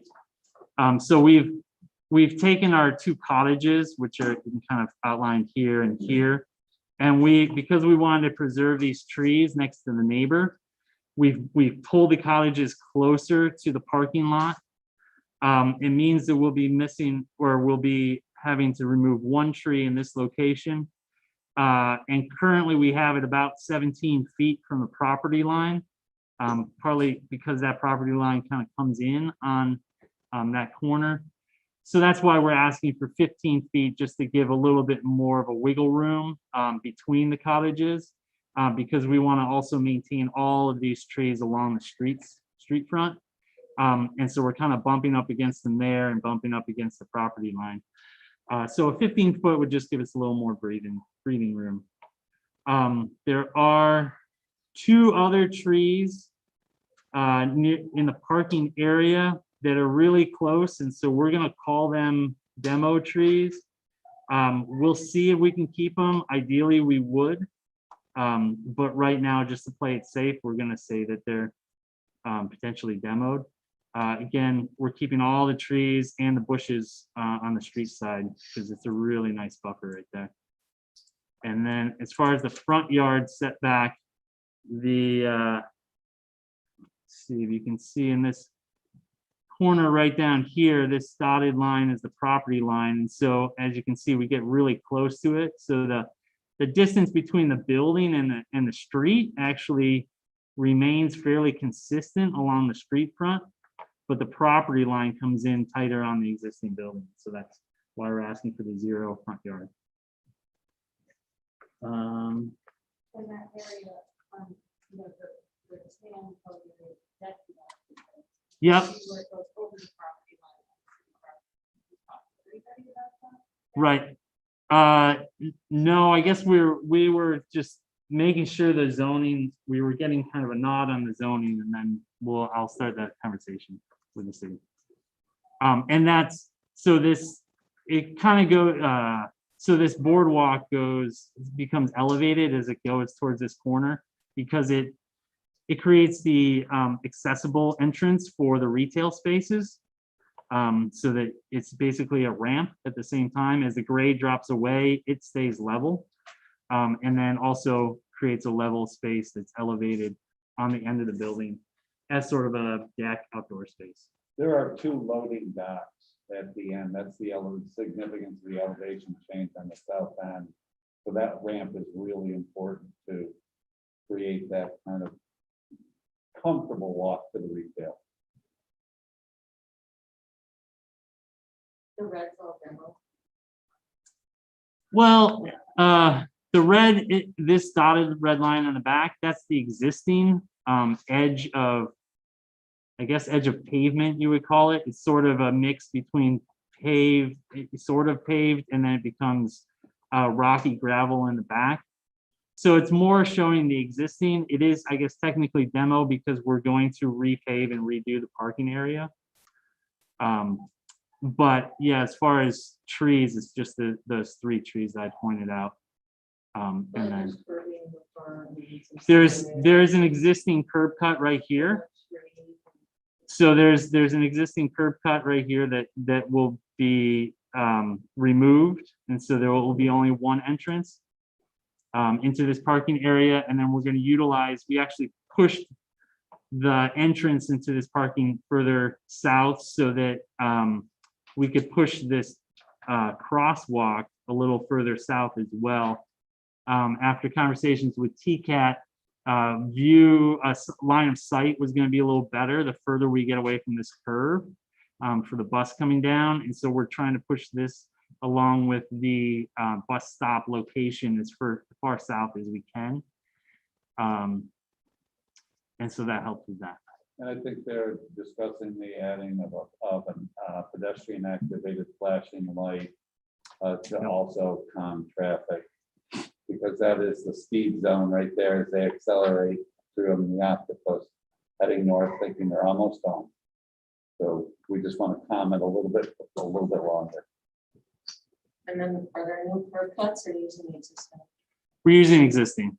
So There's almost a both this complete one, curb cut there. yeah, and this one, they're both existing, and then there's actually 2 that enter this parking lot currently. So we're just removing one of them. I hope that the right turn out from the north parking lot has a good sight line, because cars are gonna be flying up the street as they pull out. So I don't know if Yeah. they're addressing that, really, because the curb cut is right up against the building and the decking. Oh, as far as turning this direction, going downhill? Either way. Yeah, for a car traveling more. Right, I've made that turn several times, and it's actually not bad at all. I'm a little more, my biggest concern is this one, coming out of this one going uphill. Because it's a little, there's some bushes that are really close that are on the neighbor's property that need to be trimmed. As far as view of the closest lane when you're coming out of this curb cut. But anyway. There's a blind spot there. I wouldn't call it a blind spot, you just gotta inch out. Because the bushes need to be trimmed. But we can have that conversation with the neighbor. How does the loading dock work? Right on the west elevation, right up against Cliff Street. It's kind of, it's well, it gets kind of swallowed into this deck. Our trucks, how do you service that with Cliff Street right there? So it is not going to be, originally it was the entry to the retreat. If you look at our original renderings, it showed this. We've changed the entry to be on the north side so that the access to the front of the building, it doesn't work that way. Whether there is an actual door there that acts as a service door is unlikely. There is, it doesn't access a place that you'd store freight or move freight into, because we've got everything going into the back of the building now. So the Where is this plan? That door? Hold on, let me. It's not in the plan. Like there's no door open on the west elevation. No. And at that area of the site, as you come down, you are starting to level off with the sidewalk elevation that's equal to that of the start of the ramp out. Yeah. There is actually an overhead door there right now. No, I'm not talking No, about. it's in the middle. You're of the saying building. in the, I'm not talking about the south elevation, I'm talking about the west elevation. Yeah. The west elevation. You're on the wrong elevation. okay, There's a big garage door that says low. Right here, this garage door. Right here, loading. West That elevation. faces Faces 96. Cliff. oh, yeah, It faces That's- 96. You go to your plan. yeah, no, I think that's a carryover. It's an From when the existing, retreat entry. was yeah, right it's an next to it. existing door that needs to be removed and it accidentally showed up in the elevation. Because it's not, that's not there. That was the ramp up to the retail. Yeah, so that's this ramp, as the grade falls away, this That's ramp pedestrian. stays level. And that's all the retail. This door is accidental. That's existing and should not have shown up in the elevation. It was where the retreats are. And if you go to the full south, there are two loading dock doors there. One of them is monopolized by the deck and the other is still there. And So- that may function as a loading dock. We're not sure yet. Good. Yeah. Yeah, just as long as it's not. There's a corridor that lines up with that door that would serve back of the house function for retail, as well as for the apartment.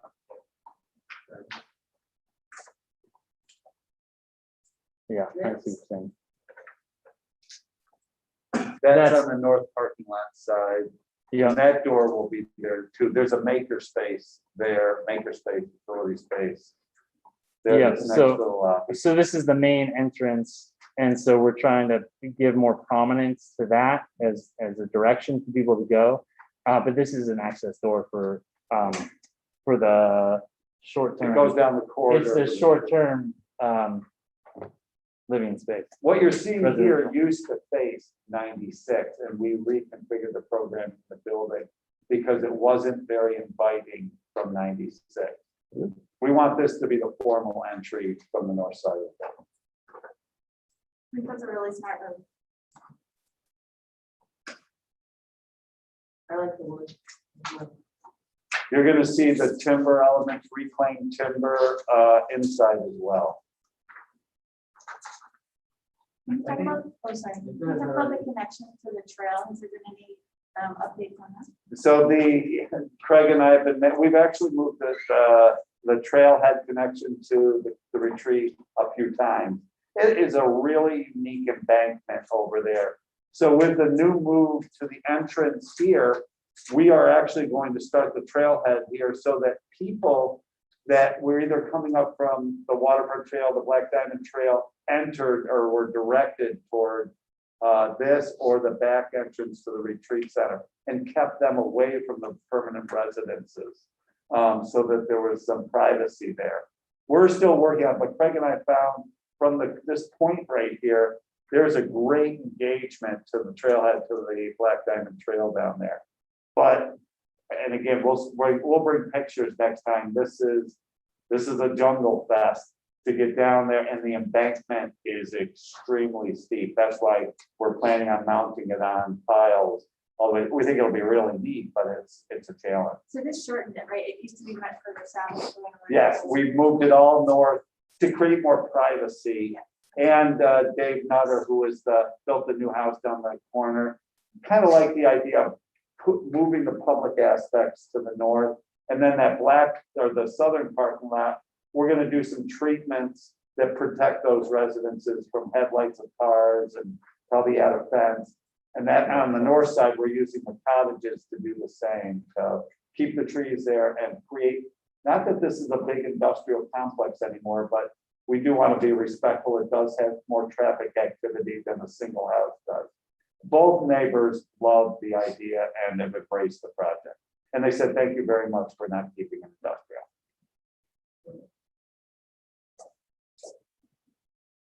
I think the proposed changes to the minimum lot size, front yard, rear yard seem reasonable to me. If we're being asked to comment on that. They don't seem like extreme changes, and they kind of relate to existing conditions in order to get this done. In terms of your chart, the uses, I'm a little unclear on a fire station, and maybe some other ones. And I recognize that it's for flexibility in the future, but to what extent do these uses stay if the developers get out of the building, they sell the building? Anybody can do anything that's on this list, Right, so theoretically? PUD is basically writing your own zoning. And so that includes uses, that includes area requirements and other aspects of zoning, like what is it for? So you set your own. So anybody that stays with the property, any other zoning that stays with the property. So, but they do, the parking requirements also limit how big any of these things can be. So they've set their parking requirements, if they haven't shared with you yet. I mean, why does he keep fire station and libraries? Just because it was already in R3, to be honest, I kept fire station because it was grouped with library. And when I lived in Portland, Oregon, they had the public library system had branches in neighborhoods around the city, and they were small, but I thought they were just wonderful personally. And I could see one or maybe two of the retail spaces kind of becoming a little neighborhood library. To me, that seemed like a great idea, and not to have that possibility or flexibility. So those two uses are together, library and fire station? Yeah, so there's a fire station belonging to the city, just up the hill. We're not, Public, it's public. I think we have no problem moving fire. Yeah, no, I have no problem. Fire station can come out, it just was not. But it's already allowed in R3. Right. Yeah. Yeah. And there's already one just up the road. That would have a significant impact on the fire station. Yeah, but it's just the same use that it's in there. So I am just checking the clock. We're at 8:40. 40 minutes on the schedule, so I'm wondering if we kind of move on, or are there? So the schedule would be potentially to do secret next month. So you have a pretty good draft with the part 3. There are some things missing. You can review it either now or you can do it next month. If the project is pretty, any glaring things you want added that are already identified, that would be helpful to know. We did need to know about the zoning today because that's part of the scene. So just want to let you discuss that and make sure.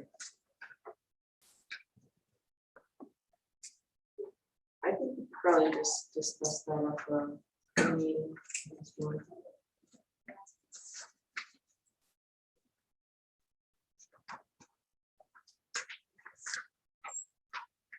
Well, there are no other, I think we should move on. There's no other pressing concerns. So thank you very much. Thank you. Thank you.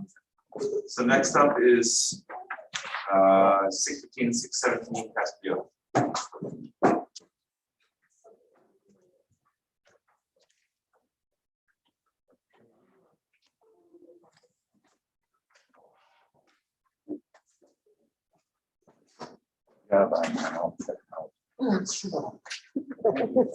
Good night.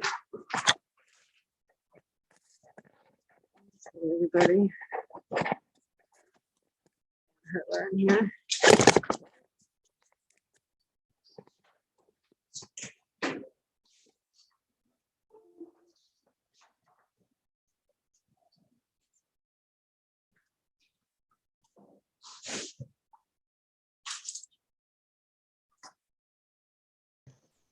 Hello. Hi, Dan. Hi. Is there anybody else supposed to be in with you, or is it just you tonight? Just me tonight. Okay.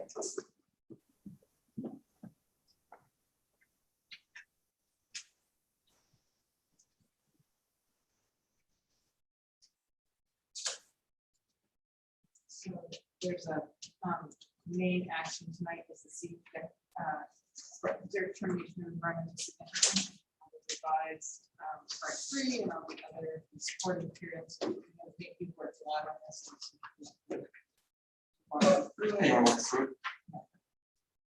Yes, I think there's that many new things.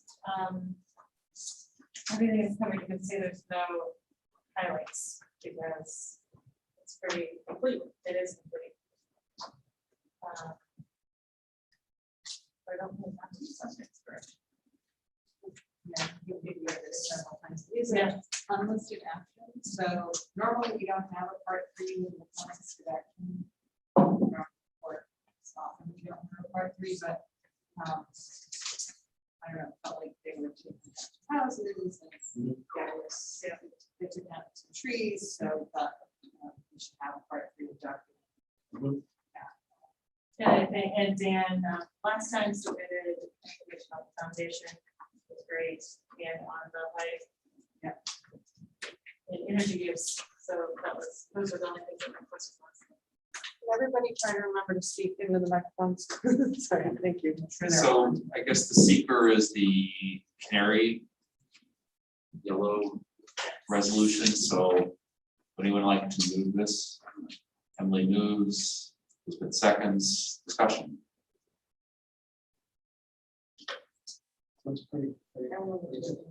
Yeah, thank you for including how you would get 11 points under the new Ithaca Green Building Code. I think you probably don't have to because you applied for it, but that's great. So thank you for including that. Any further discussion? We're ready for a vote. Okay, so all those in favor of the negative declaration? That passes unanimously, so that's a deck. There's a preliminary approval resolution that I left on your table. I forgot to include it in the mail. Is it a color? Oh, no, It's I white. think It's this one white. here. Which is where I- yeah. We can only do preliminary because we haven't gotten the county comments back yet. So, yeah, unfortunately. Is there a motion? Emily moves. Elizabeth seconds. Discussion.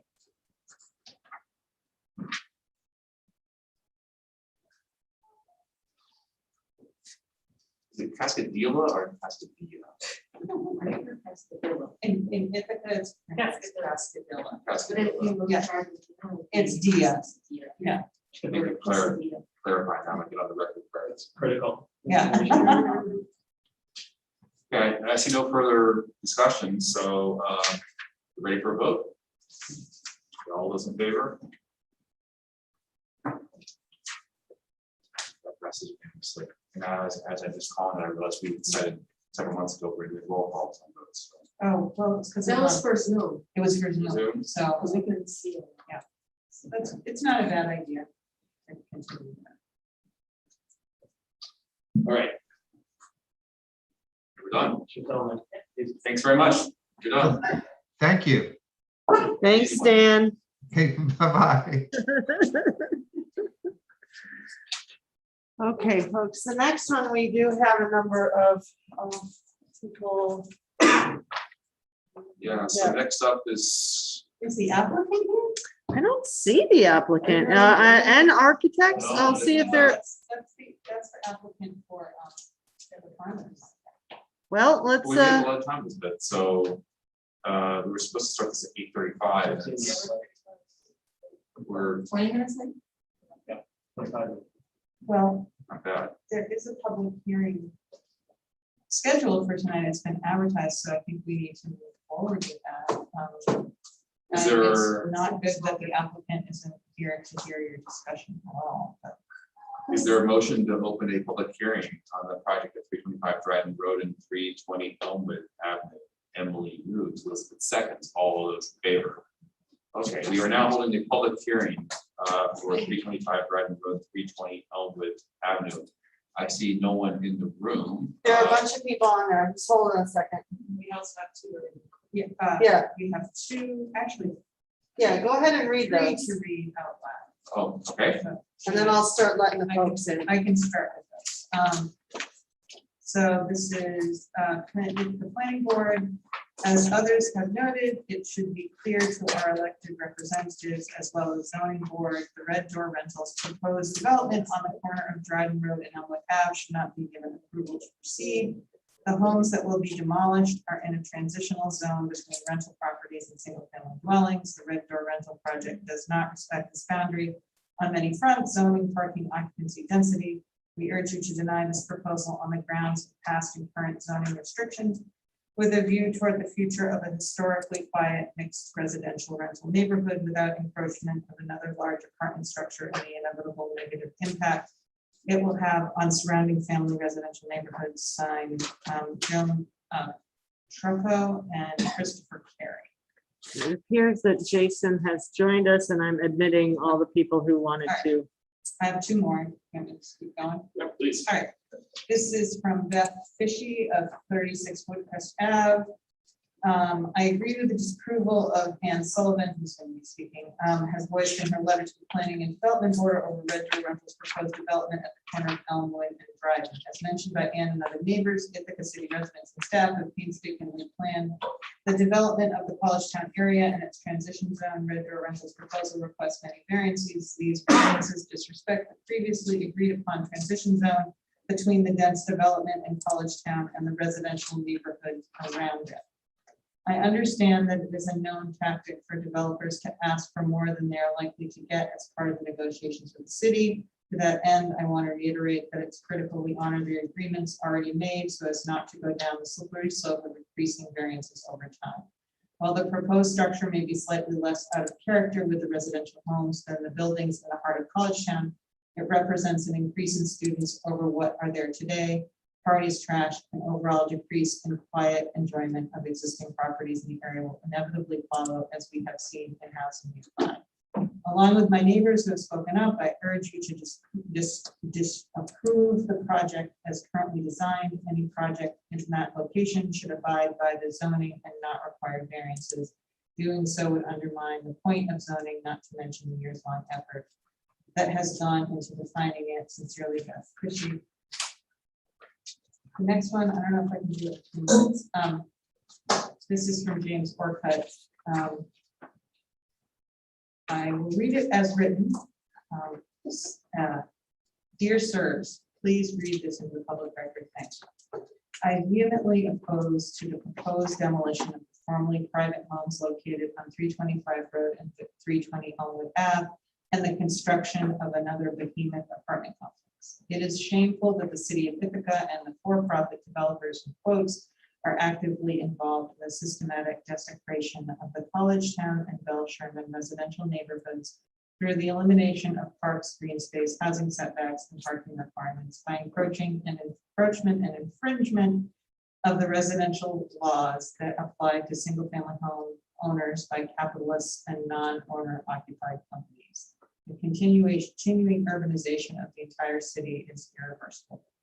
As such, urbanization can be likened to a metastasizing cancer, which spreads throughout the entire body, leading to eventual death. In this case, even the once sanctified and protected residential areas are being infected, forcing the residents to most likely leave the area. For those residents who elect to stay, they will be rewarded by a hugely significant population climate change due to the encroachment of infringement by commercial rental enterprises. The streets designed for light or minimal traffic are increasingly being subjected to heavy vehicle usage, which is contributing to this basic traffic gridlock. Already residents can no longer park in front of their homes without purchasing a permit to do so.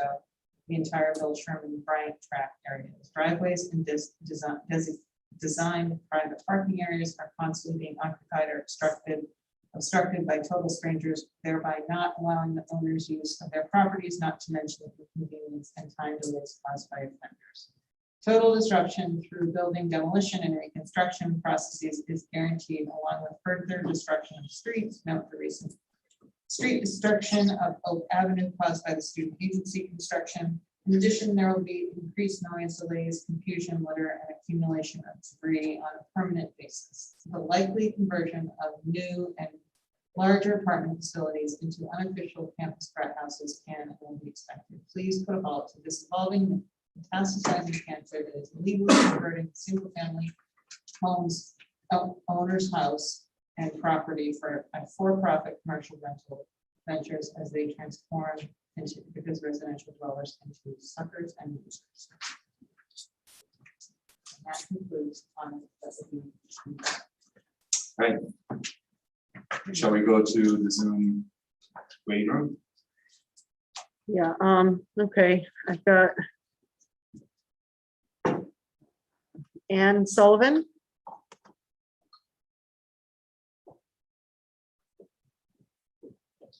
Can you hear me? Yes. Yes, we can. And let me turn my camera on. Well, I won't turn it on. First, every time I see one of these meetings, I'm in awe of what you do. And thank you so much. I know you do this for the civic good of our city. And thank you. I haven't spoken at one of these meetings for a long time, but this really stirred me to action. I looked at this project and I noticed some of you said in the last meeting that the building was a handsome building, and it is. I think, at least as I can tell from the pictures, but it really blows a hole in the college town form-based plan that so many of us supported and worked so hard to create. I think something that's really worked well. We've had a lot of construction in college town, and there's a gradually lessening into the houses. This project demolishes two houses, and I urge you to look at them. The one in Elmwood is particularly handsome. The one on Dryden Road could maybe be a little more spruced up, but again, it's a perfectly serviceable house. They house 16 students. This would eliminate the green space and basically blow a hole through the zoning and put an apartment building in a place that the college town form-based plan never envisioned. And once you do it for one, you do it for the others. I think I would be a little more supportive of this plan if it perhaps involved affordable housing or something that would make it more possible for families and whatever their permutation to move into this area, go to the Bell Sherman School, but it doesn't. It tears down two perfectly fine buildings, replaces them with what is a de facto apartment building to maximize the number of students from 16 to 31. The rents will be expensive, as we all know. It really is an act of bad faith, I think, on the developers to buy properties and then to just assume that the zoning will be changed so that they can do with them what they wish. If this property goes up, it will be 9 variances in the zoning. So I really hope for you, not just think of the building itself, but the whole context of the College Town form-based plan, which has worked remarkably well in this city. Thank you again for all you do.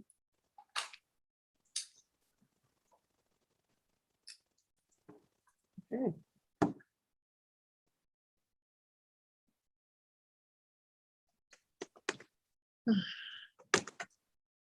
Okay, it died again. I can let him in through the other way, I think. Just, but I can't. Yeah, but I cannot get out of here. I can't undo my. We need a more reliable computer.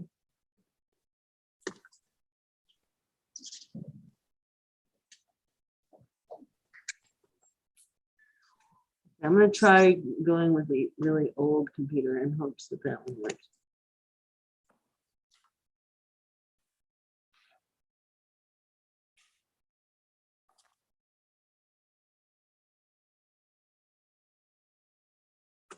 Hello?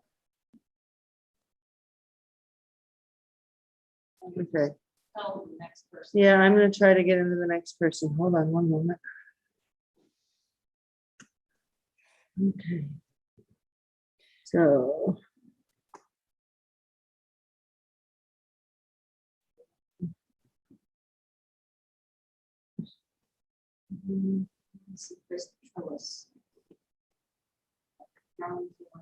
Darlington want to speak, but I was just trying to message her that she needs to either call in. Yeah, I'm gonna try to get into the next person. Hold on one moment.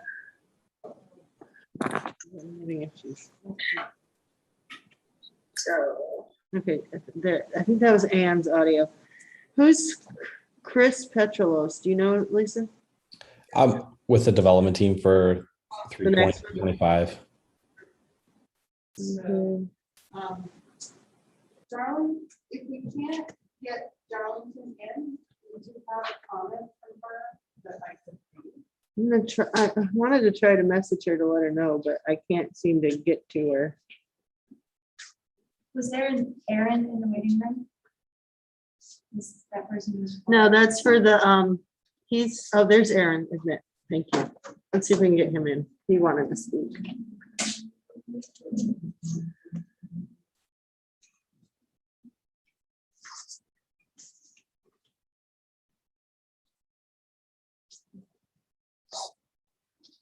Lisa, do you know Mimi? Is she from the next project? Yeah, she's Okay. Okay, I've asked Aaron to unmute. Oh, there's Aaron. Can you guys hear me? Yeah, make sure your YouTube feed is turned off, please, in the terms of the audio. Oh, is that? That's better. You'll have 3 minutes to make your comments, please. Okay, I wanted to reiterate the gratitude that I feel to this board for your incredible work and civic duty to our city, and appreciate how much thought you all have put into the various decisions in front of you. I'm speaking tonight in strong opposition to the proposed project at Elmwood Avenue and Dryden Road. As a resident of Fairmount Avenue and Elmwood Avenue, the corner of those two intersections, I have to say I've been very pleased to see the very exciting development plans slated for the College Town area over the coming years. And again, I want to commend the board for their careful curation of projects to support a very smart master vision for the College Town area that's logical and thoughtful and engaging. However, the Elmwood Avenue and Dryden Road project is troubling to me for the following reasons. One, its proposed location is clearly within a residential neighborhood and is in violation of current zoning laws, which promote a cohesive community with thoughtful space granted to establish a necessary transition zone. And two, the proposed development seeks to set a dangerous precedent, needlessly violating this zoning and putting the integrity of our long-term city and neighborhood planning in jeopardy. So I'd like you to kindly consider these comments in your decision-making process of this proposal. Thank you again for the time and support in shaping this beautiful city in which we live. And again, I'm endlessly thankful for your service to our city. Aaron was gonna speak for Other- Betsy, but I do have Betsy's comment here. She's in the way that we can't hear her. So we get- You want to just read the record? Yeah. All right, this is from Betsy Darlington, 204 Fairmont. Ithaca City residents and staff have spent a great deal of time in the past 20 years or more working on plans for the college town area. The proposal with all the variances the developers requesting is contrary to the home notion of the transition zone between the extremely dense development of college town and the important family plan for residential area map. Although the proposed structure itself is compatible with surrounding homes, there more with surrounding homes than are the enormous buildings of our college town. Many more seem to be living in new buildings than are currently permitted in the houses that would be torn down. Noisy outdoor parties and trash will inevitably follow. Just one block north to the west corner of Oak and Elmwood to see what will happen when too many parties occupy one living house. Another of my concerns is the replacement of permeable surfaces that have grass, trees with buildings and pavement. What do the developers propose to do to mitigate this? I urge you not to approve the project as currently designed. Any project in that location should abide by the zoning and not require variances. What's the point of putting zoning if variances are granted willy-nilly? Sincerely, Betsy Darlington. Arla, did the reading of the first half of that statement get cut off? Well, she didn't have the microphone on. Yeah. Why don't you speak first Sure. paragraph? All right, Get first the record. paragraph, I'm reading it again. Ithaca city residents and staff have spent a great deal of time over the past 20 years or more working on plans for the college town area. This proposal, with all the variances the developers are requesting, is contrary to the whole notion of a transition zone between the extremely dense development in college town and the important family-oriented residential area around it. And again, this is from Betsy Darlington, 204 Fairmont Avenue, and I think the rest of it. Yeah, that should have been on the right. Okay, thank you. So do we have other people in the waiting room? I don't have anybody else who'd signed up. We got Aaron, we got Ann, and Betsy's having some technical issue. We're trying to get her to join, but we got her comments. There was a whole raft of other comments from folks that went out today. And there was one other person who had asked to speak, but I do not see her. And she didn't. And the applicant's not here. The applicant is here now. Jason joined at some point early on. He heard most of this comments. So we have a presentation scheduled. Should we move forward with that? Close that, we close the public hearing, of course. Which Emily so moves, Elizabeth seconds. Is there any discussion on the motion to close the public hearing? Vote on that. All those in favor of close the public hearing? Public hearing is now closed. So now let's invite the applicant to join us. And I hope the applicant was able to hear some public comment. Yep, Jason appears to be there. I just wanted to mention that I put in your packets again, the zoning analysis from Megan Wilson, which talks about different variances, and I also put in relevant sections of the college town area form districts, particularly the intent section, I think is interesting to look at. See what the intent of the zoning is, and then the map, so you can see where the zoning districts actually lay. So you're not looking at it, and that's just one property. So unless others disagree, I'm going to ask the applicant to do a very brief overview of this project, and then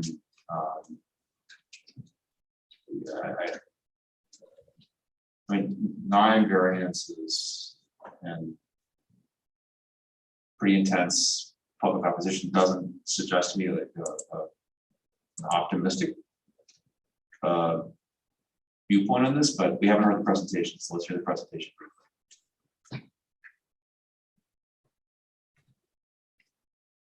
All right, can I share my screen? That should be possible. Please, yeah. Okay.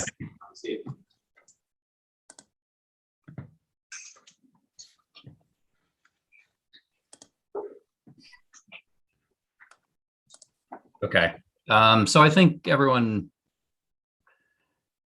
understands the project has seen these documents before. So what we have is 2 parcels, 325, 320, Elmwood, 325 Dryden. I'm actually going to jump over to a supplemental document I submitted just prior to the last planning board meeting, which offered up our rationale for the variances.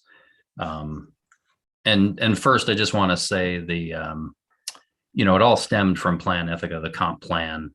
So when you look at that and you look at this map right here, and I've identified the project site, it was identified as medium density residential.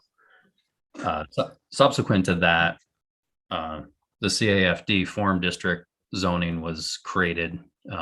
Again, you can see it right here. And what happened was the R2A zoning that existed here was upzoned to CR3. And, there are, I heard the comments, a few different comments about, a transition zone was created here. So it's a little confusing to see a parcel have a upzoning to multiple dwellings now being permitted in that area. And yet the CR3 zone discusses not anticipating development and not really expecting or encouraging development, but yet it was upzoned. So it's a mixed signal, and it's very confusing. But going back to the proposal, we sought to create a multiple dwelling on the CR3 portion, but the whole premise is to combine the two lots together to develop one project. And to conform with the use requirements, we put 2 dwellings in the CR2 zone. So again, there's no property line through the middle in our proposal at this time. So there's 2 dwellings there, 4 units, and then there's 11 dwellings in the larger portion of the project. What we're trying to do here with a multiple dwelling is have more apartments, not like large apartment houses. I've done projects before. 140 College Ave is a good example. We put a 12-bedroom addition onto a 12-bedroom dwelling, and that sets up for more of a party environment. We're looking for 2 and 3 bedroom units. The developer's intention is to control and regulate the use of the property, but the use is permitted. And this is College Town. I'm just going to jump over to a simple map I created. I went through the city database, and every green check mark, every parcel is a rental project. The project site are these 2 parcels right here. I've got a single family permanent resident here, and they sent a letter last month, somewhat neutral, and asked us to develop 321 instead of 320, even though 321 isn't owned by the applicant. And then there's a single family home over here. So it's a little confusing to see clearly a rental student housing market, and yet there's talk of that use not being an accepted use in this area. There are ways to control the use of a property and maintenance, and even permanent residents. You can get a mixed bag. But anyway, so the other part to this is that I think I need to really start objecting to is one variance that we have has to do. Has to do with the steps being in the front yard. The form district diagram, again, a little bit of confusion here. Let me get to that real quick. Clearly shows the steps don't count for the setback, but predating this, I get it. The yard definition says steps count. But when I hear there are 9 variances, I really have to strongly object to the counting of variances as blowing up this project into something more than it is. There's other things like we're trying to reuse the existing parking lot. Most of this is existing. This dark gray is new, and we're trying to move the curb cut away from the intersection. We can screen this. This neighbor has used this parking area for access to their yard. It's an existing condition, and it functions well. Another variance that has occurred in the development assessment is when you put the 2 lots together, 325 is the address side. It makes this side a rear yard, which was formerly a side yard. So yes, we're 16 feet out of the 20 required, but we're 11 feet more than what previously exists. Let me just step back a little bit too. The two houses from the outside might look nice, but they've reached the end of their life. It's time to renew them. And clients come to me all the time asking to do renovations, and they always wonder, why the renovation cost is so expensive, because they have so much infrastructure to begin with. The reality is that renovations are generally more expensive than building new. The other thing that this project is doing is building new, more energy efficient, safer. It'll be a fully sprinklered building, handicap accessible on some of the floors, on the basement floor and the first floor, providing an amenity space to these users. The owners would like to attract serious, studious students that might on occasion have a little get together, but they take their education seriously. And what we want to do is create, again, a number of units and take advantage of that CR3 zoning, rather than building a large apartment house. So let me see.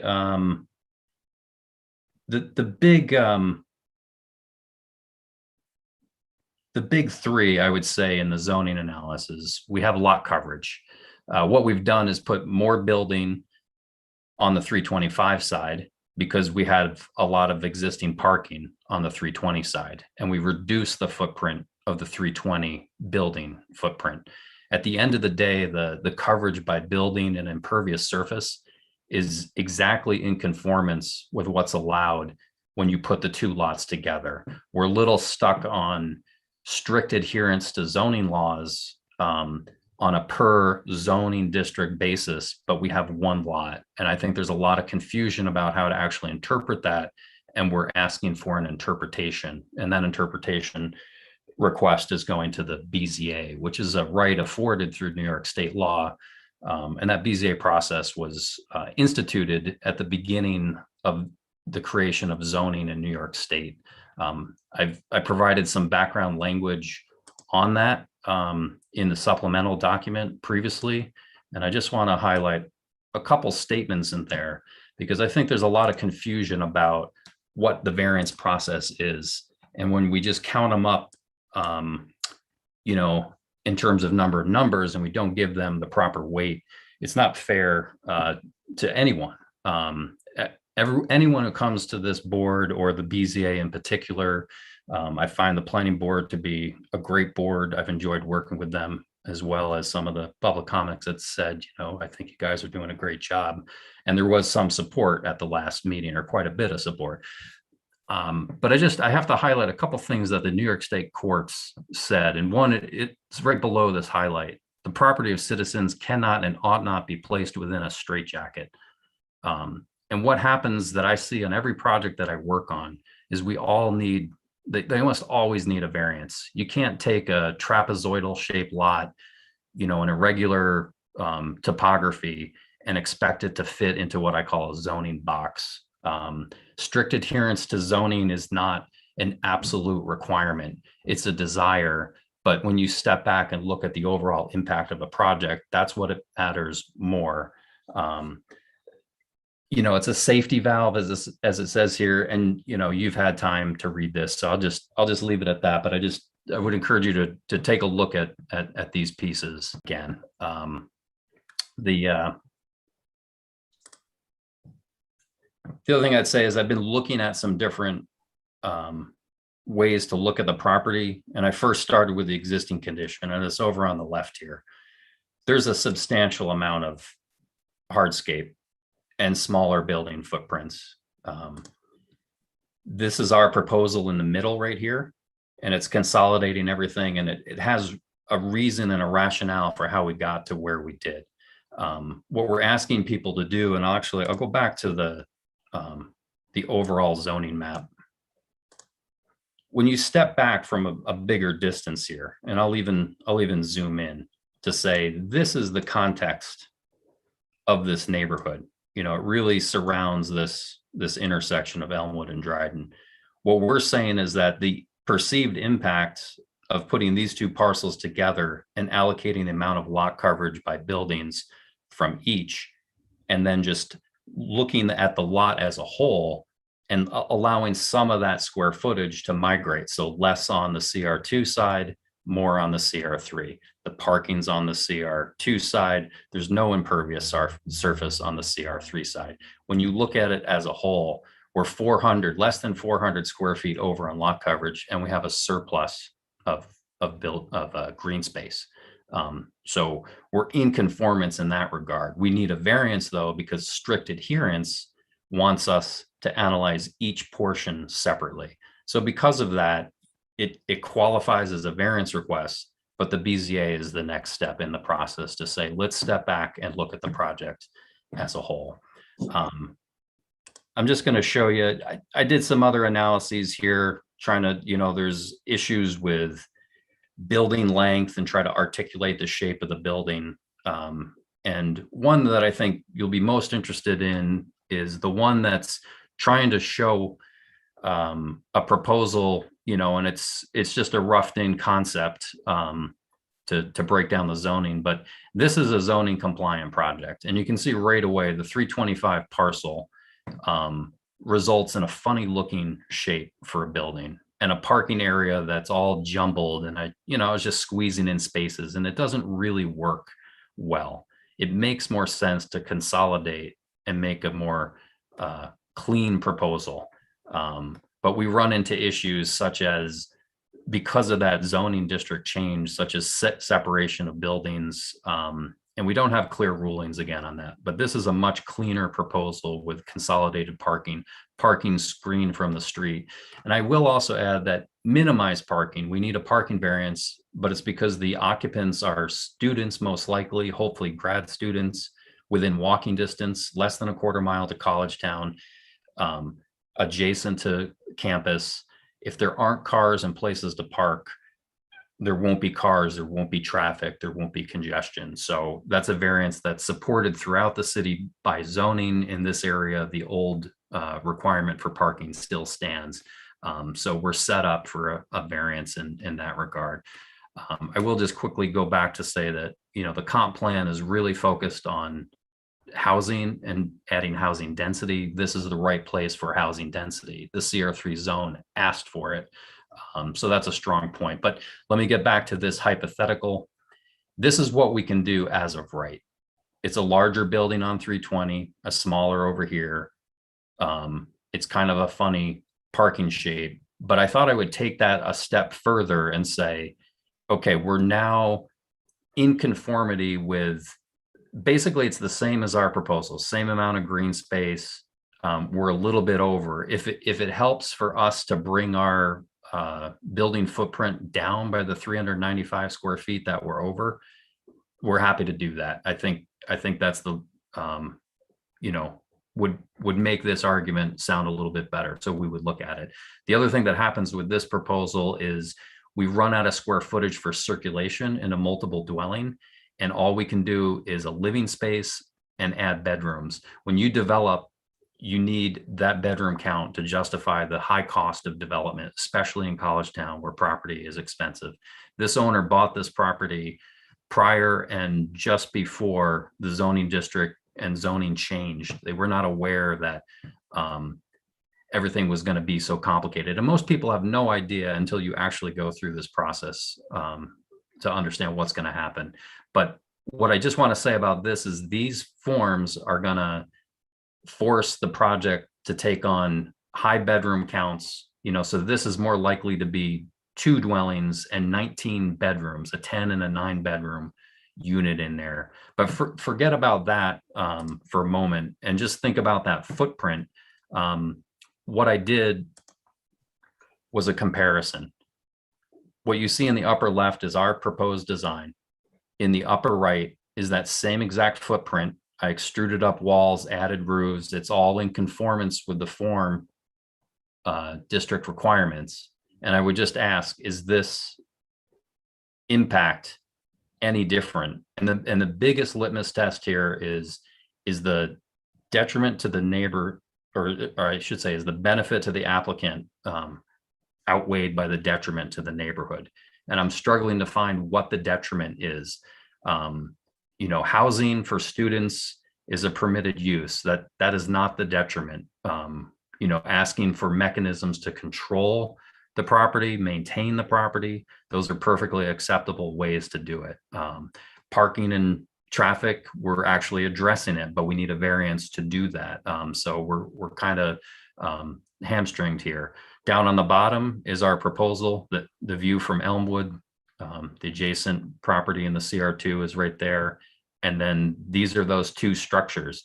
From certain vantage points, you would never know that there's a space between the buildings. And this is pretty substantial. This is about 25, 26 feet right there. Actually, I think it's about 26 feet. I think that the massing on the right is equivalent or actually worse than what we're proposal. What we've done is try to articulate the facade. We're happy to look at that facade in more ways to mitigate the impact of the buildings happen to being attached. This is the connection right here. We could detach that roof line. We're going to look at colors, materials, and that's something else we've started to explore. So I just wanted to take you in here a little bit closer to a more rendered design. We're trying to make a contextually appropriate, neighborhood appropriate design. You can just walk around College Town and you can see the split between architectural styles, and that's not my style. I want something that blends and feels appropriate. There's even a property right across the street from this that looks exactly, or it has a lot of architectural elements, including the porch. So there's some inspiration for a design, that elevated porch element. And here it is again. I will point out, this is the porch design that we prefer. It's square and orthogonal. It relates to the footprint of the building, which again is on a trapezoidal site. This corner would need a variance. So what we're stuck with in strict conformance with zoning is a funny angled porch, but to make it fit, and the porch is a required element.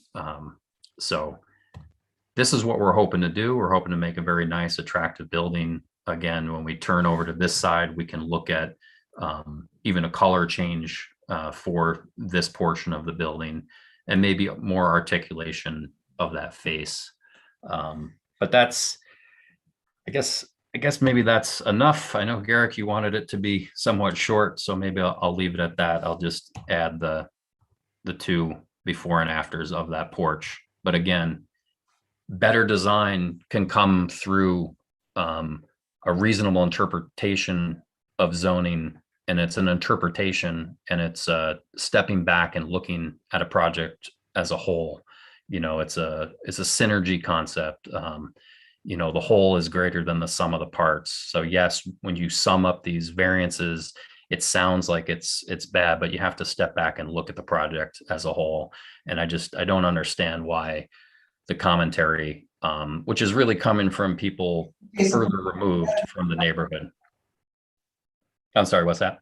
We gotta wrap it up so the board, we can have the board thinks about it. Yep, I'm good. That's it. We'll run the room for comments, reactions. No. Mitch, you want to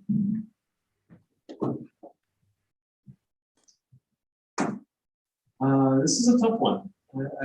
I have a variety of feelings about this. I think there's been a real outpouring from the neighborhood in opposition to this project, which I take seriously, and I appreciate the amount of work that went into creating the zoning in the first place, and that's meaningful. That doesn't mean nothing. It's important. On the other hand, as I've said before, I think the architecture of the building is good. The alternatives that you showed tonight were helpful to understand what is actually allowed by zoning and what you're proposing and the differences between those two. But You mentioned a concession about reducing a certain size of 395 square feet. I wasn't really clear on that.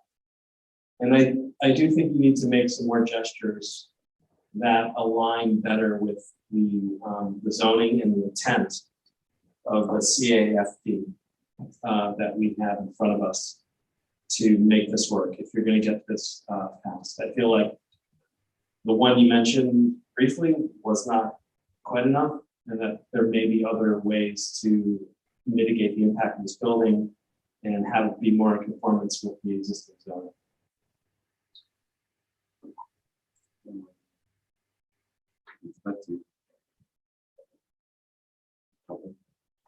Sure. What is it that we're trying to accomplish today? Well, we're just hearing a presentation, giving feedback to the applicant, And I just want to know what we're trying to accomplish so we can. trying to accomplish the feedback. Are we supposed to write a letter to the zone? No, it's just it's the first presentation of the plan. You say, Oh, yeah, because I've Looks heard good. it before. So the board is advisory to the BZA, and so when this, and also the BZA is an involved agency, so the board would make a recommendation to the BZA. So I guess. after secret, right? After secret. So, I mean, where we're going on this is to do an environmental review, Right. and then if we were to say it's a negative declaration, then we make a recommendation to BZA, and the BZA would consider these variances. Right. And then it On would their come, own criteria. and then it would come back to us if approved. Right, That's my plan. I think I would say that I agree with the public. It is larger than a lot of the other buildings on Elmwood, but not the buildings on Dryden. And what I like to do is maybe talk about what is it that we think as a board would keep them from having a negative declaration secret. I don't see anything. I think what would deter us would be consciously making that recommendation to the zoning board with all these variances that are being requested. So this is not the first presentation, or it is. We presented before, we got the zoning analysis this month, and I think, And so I'd like to ask is, did you change anything since the last time where you got recommendations from the board to reduce the number of variances that you're requesting? And would you respond to that in one or two sentences, please? So at the last planning board meeting, we were told that the project looked good.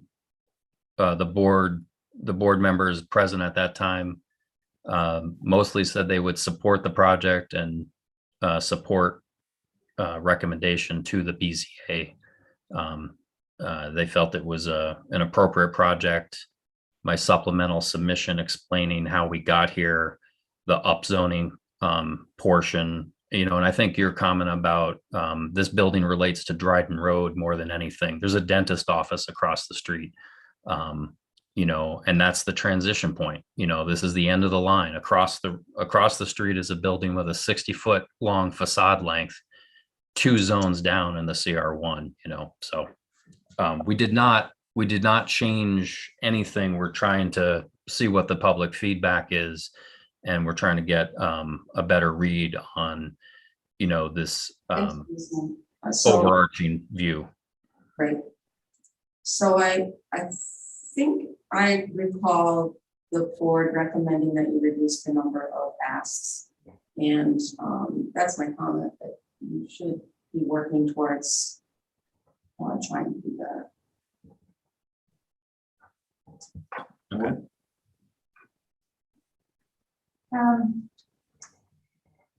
So I think a successful project would probably lie somewhere in between the proposed developments and not developing anything, which is what the public is asking for.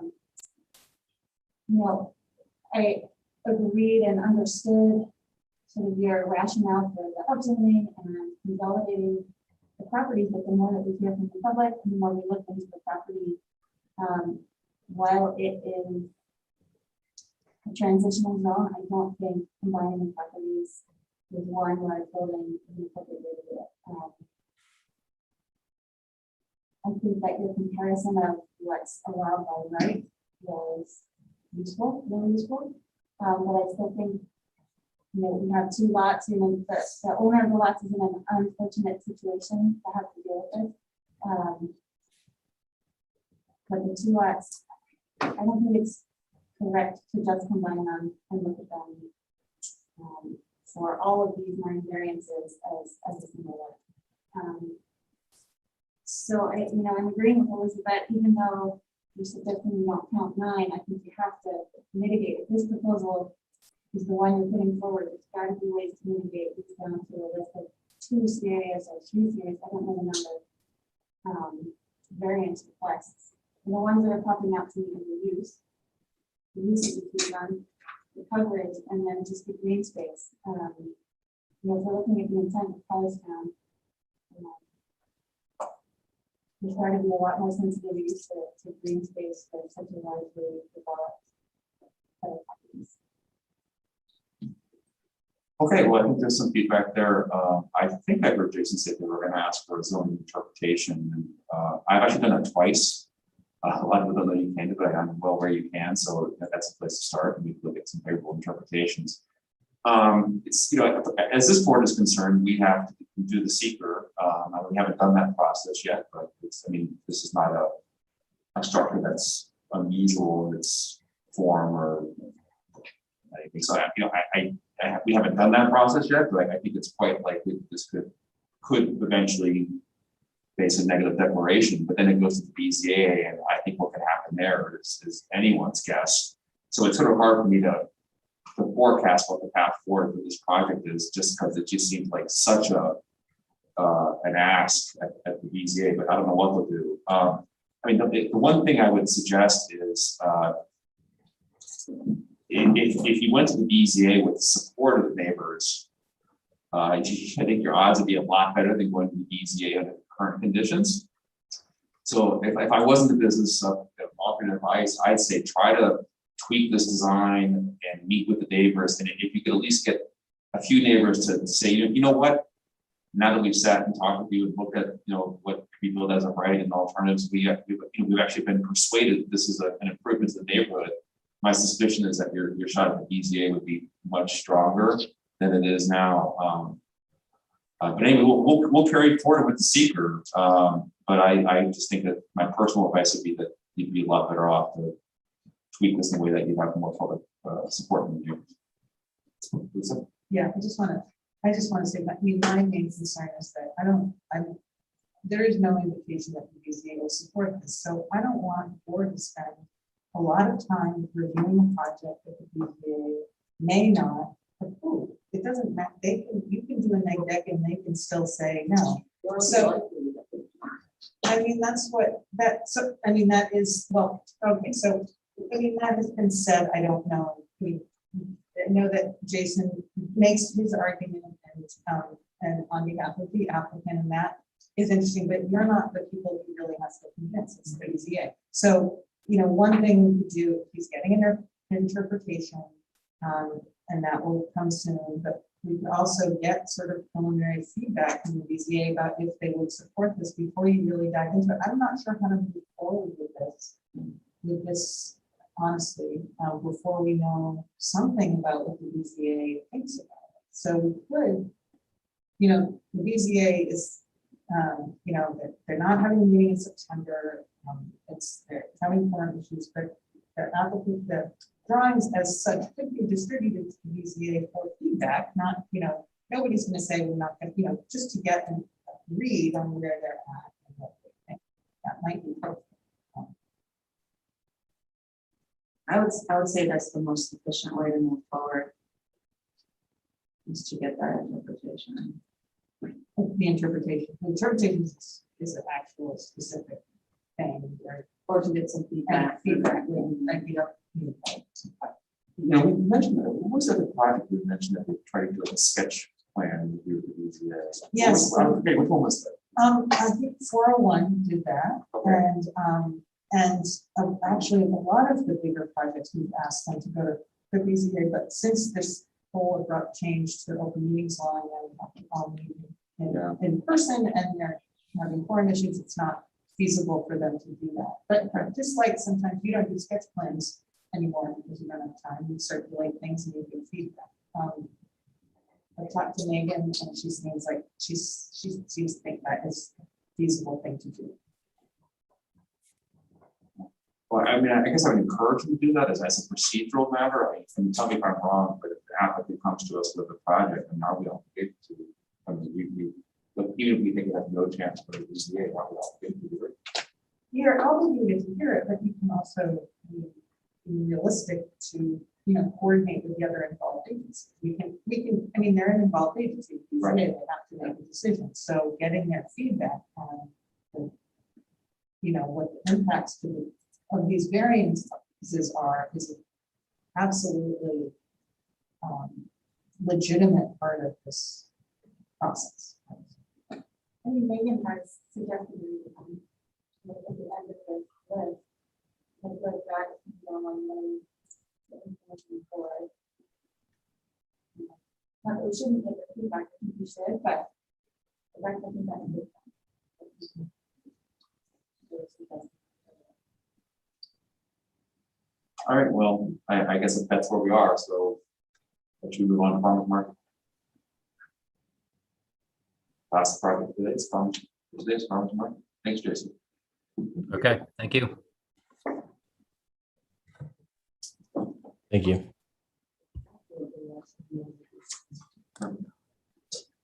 So we can't do lead agency because when we get all the sign offs. So it's just. And if we, oh, did it go one way again? We do have the packet, so I'm just gonna.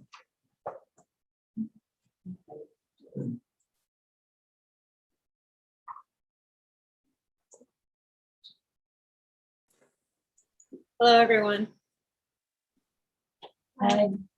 Just give me a minute. I got to get the audio on the other one done. We're just gonna, our one computer keeps shutting down, so I've got to switch to a different one. No worries.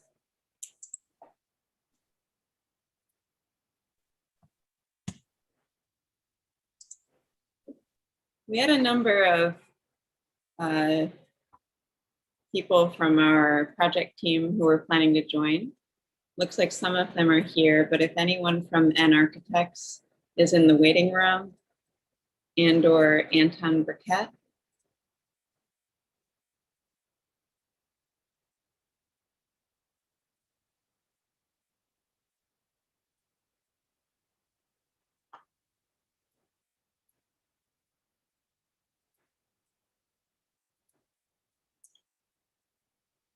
Great.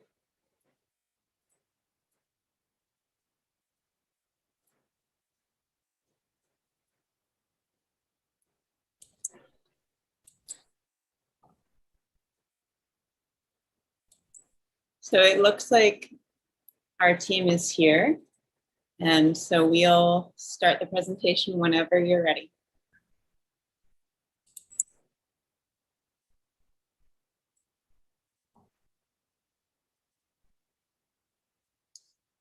Items today. So I think what we'd like to see is, a brief review of the proposal and then some feedback. Is that correct? Yes. Okay. So maybe if you could go through sort of 10 minutes or so what you're proposing to do. Absolutely, and thank you all. It's been a long night. So what we have on the screen now is just an overview of where the farmers market sits in its context. Everyone can see this image.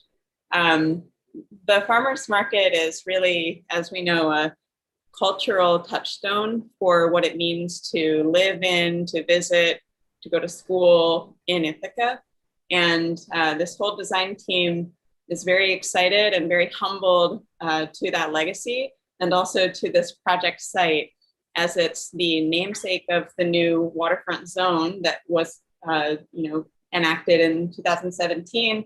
And just in thinking about all of the change that is happening or will happen around it, the market as being a central part of that new neighborhood as it develops on the west side of 13 and continues to be a place to bring, local flavors to market. So the site is quite flat. It is a former island, and was, a lot of fill was used to create that. It is an incredibly beautiful site on the waterfront, and it's wrapped by the waterfront trail.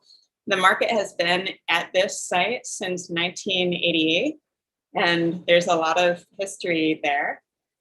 But some of the parameters that we are working within include a number of major easements.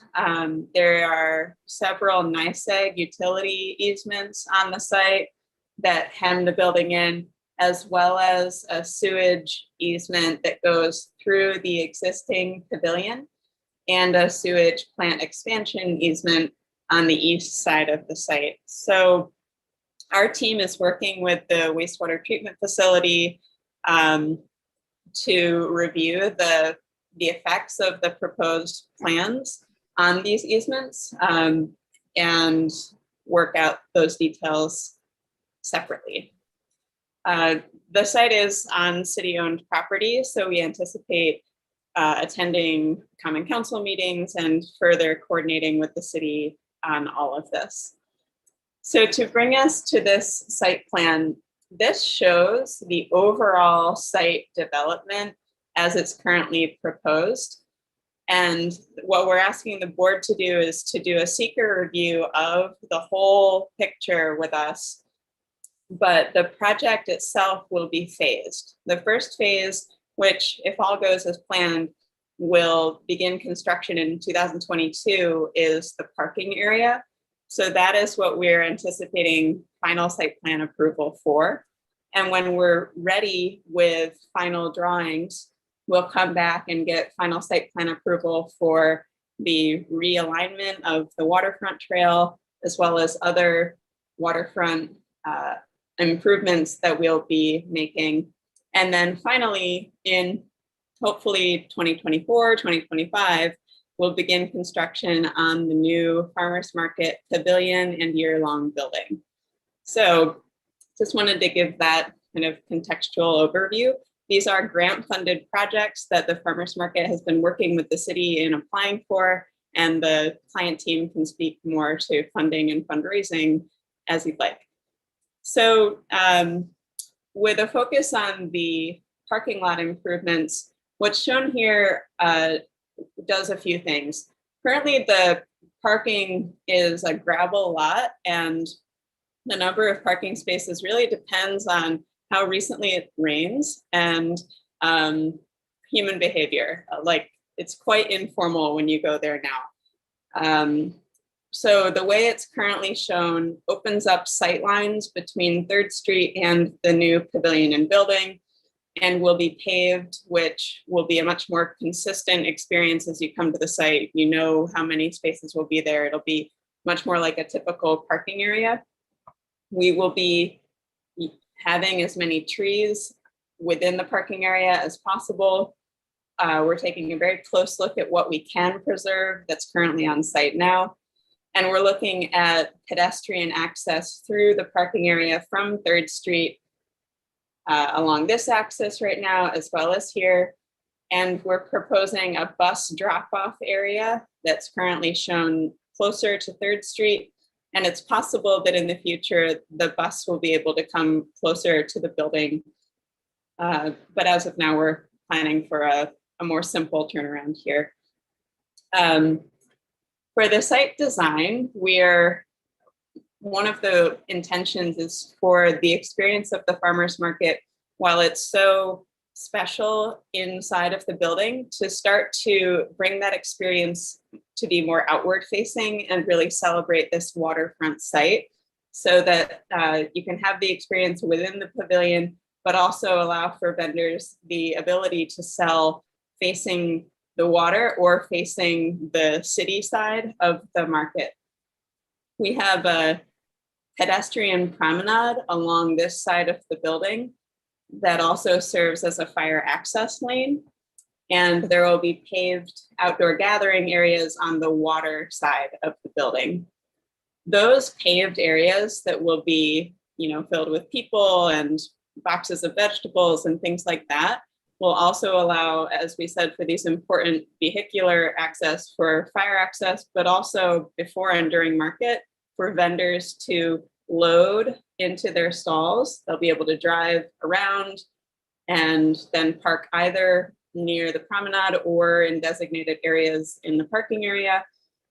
So they'll be able to access their stalls before and after market.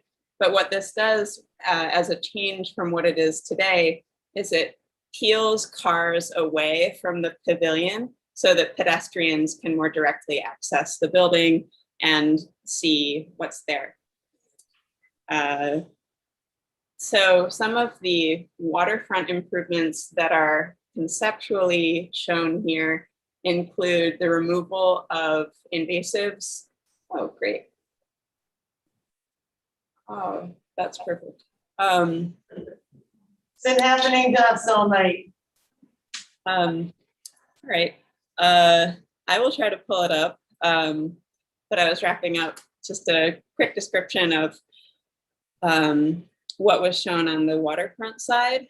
And we're thinking about basically opening up sightlines to the inlet and up the inlet so that we can see more toward Cass Park and up toward the lake. We're also showing some stone, stepped stone walls, sort of like East Shore Park, if you've been there in town. And those drawings will only be brought to around a 30% level and will include the realignment of the trail, as we said, and other considerations. So we'll probably be showing that at least one more time to this board, but we're not anticipating final site plan approval for that. So now might be a good time to hand it right over to Mimi to talk about the proposed pavilion and building. Thanks, Kate. Let me share my screen. So I'm Mimi Huang from N Architects. We have the privilege of designing the new market. There are a number of reasons why the Ithaca Farmers Market asked us to design a new building. Currently, the market is an open air market. There is no enclosed portion. Because of the design of the roof, which lets in a lot of beautiful natural light all day long, it also lets in the rain and the wind during the winter months.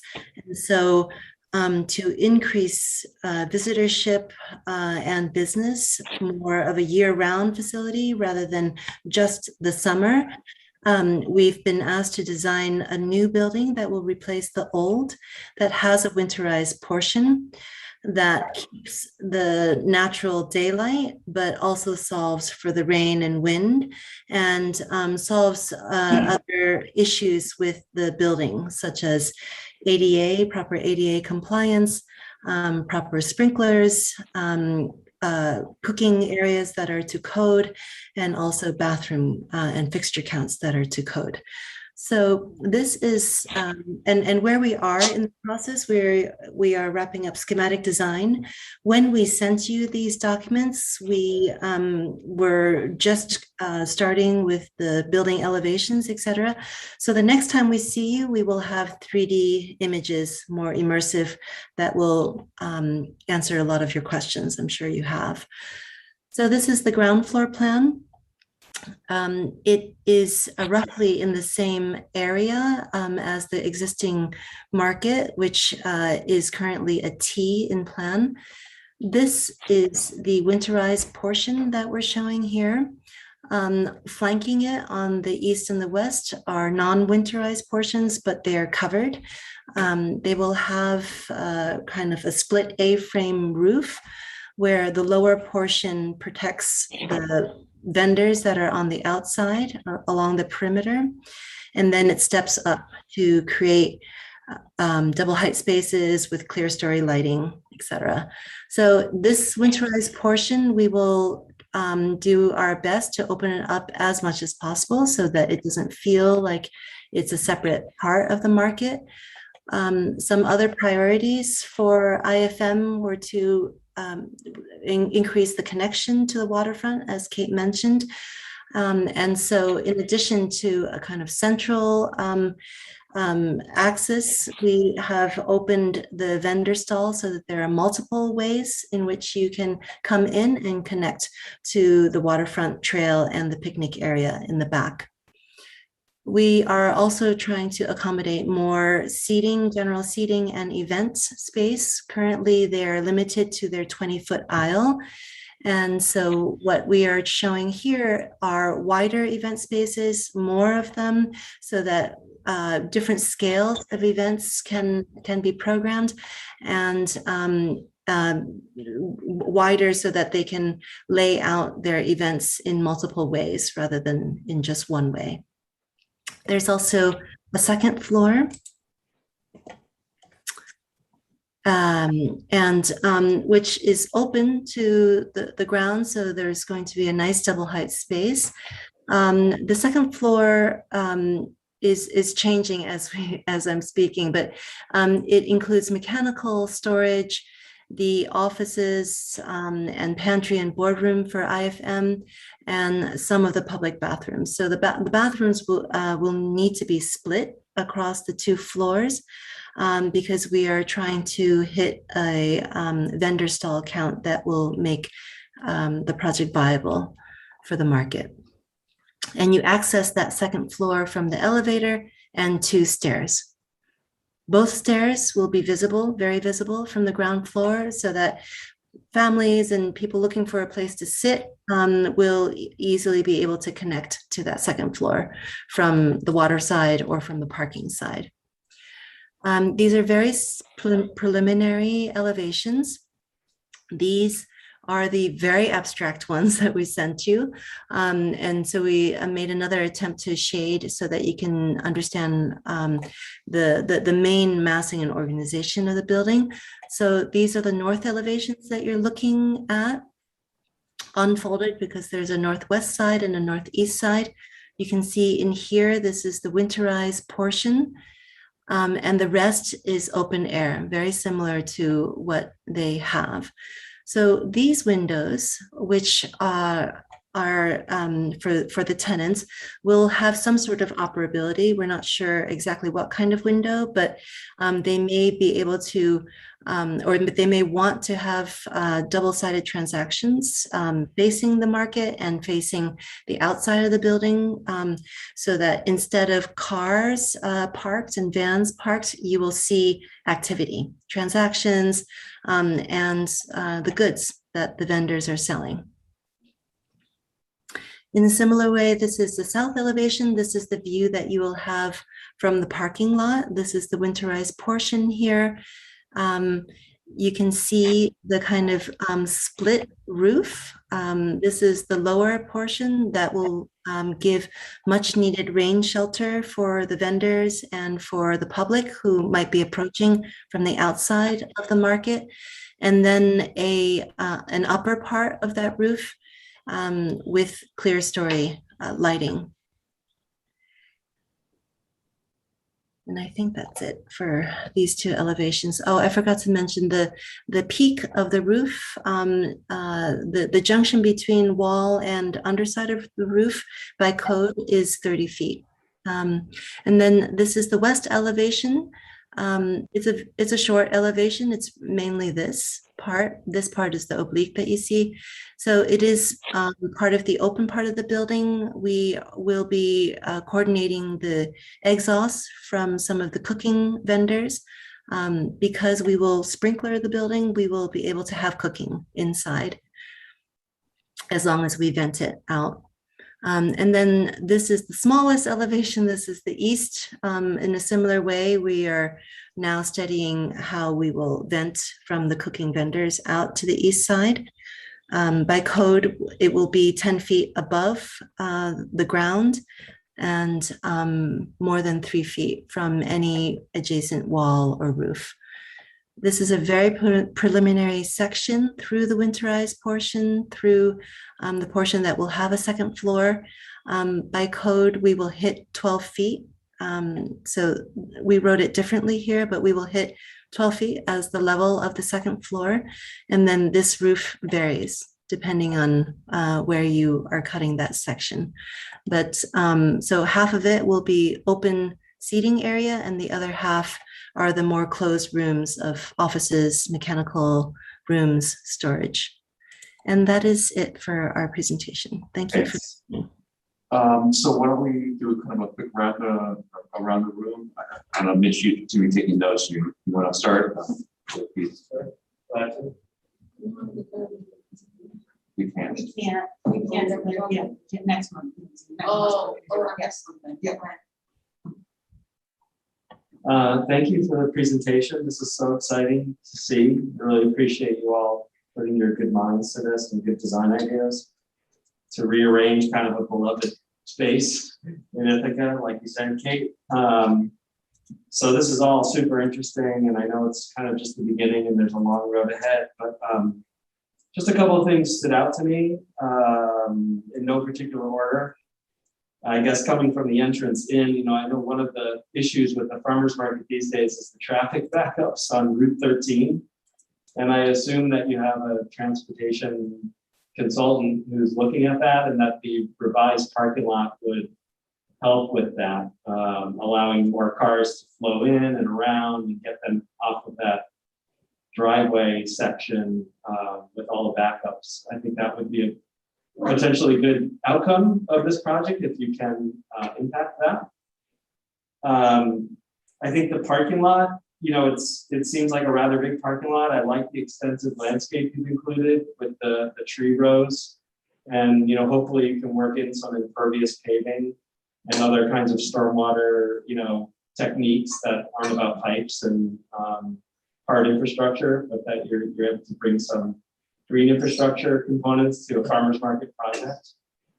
The thing that about the building and the relationship to the water, I like the idea of, you know, having that other side, but it seems to me that the relationship to the dock has become a little bit weaker. You know, like I felt like, you know, even with that kind of simple T-shaped building, there was a very obvious, nice kind of axial connection, which I love, that walk where you tee off and you know you're just going right out to the water and it's right out to the dock.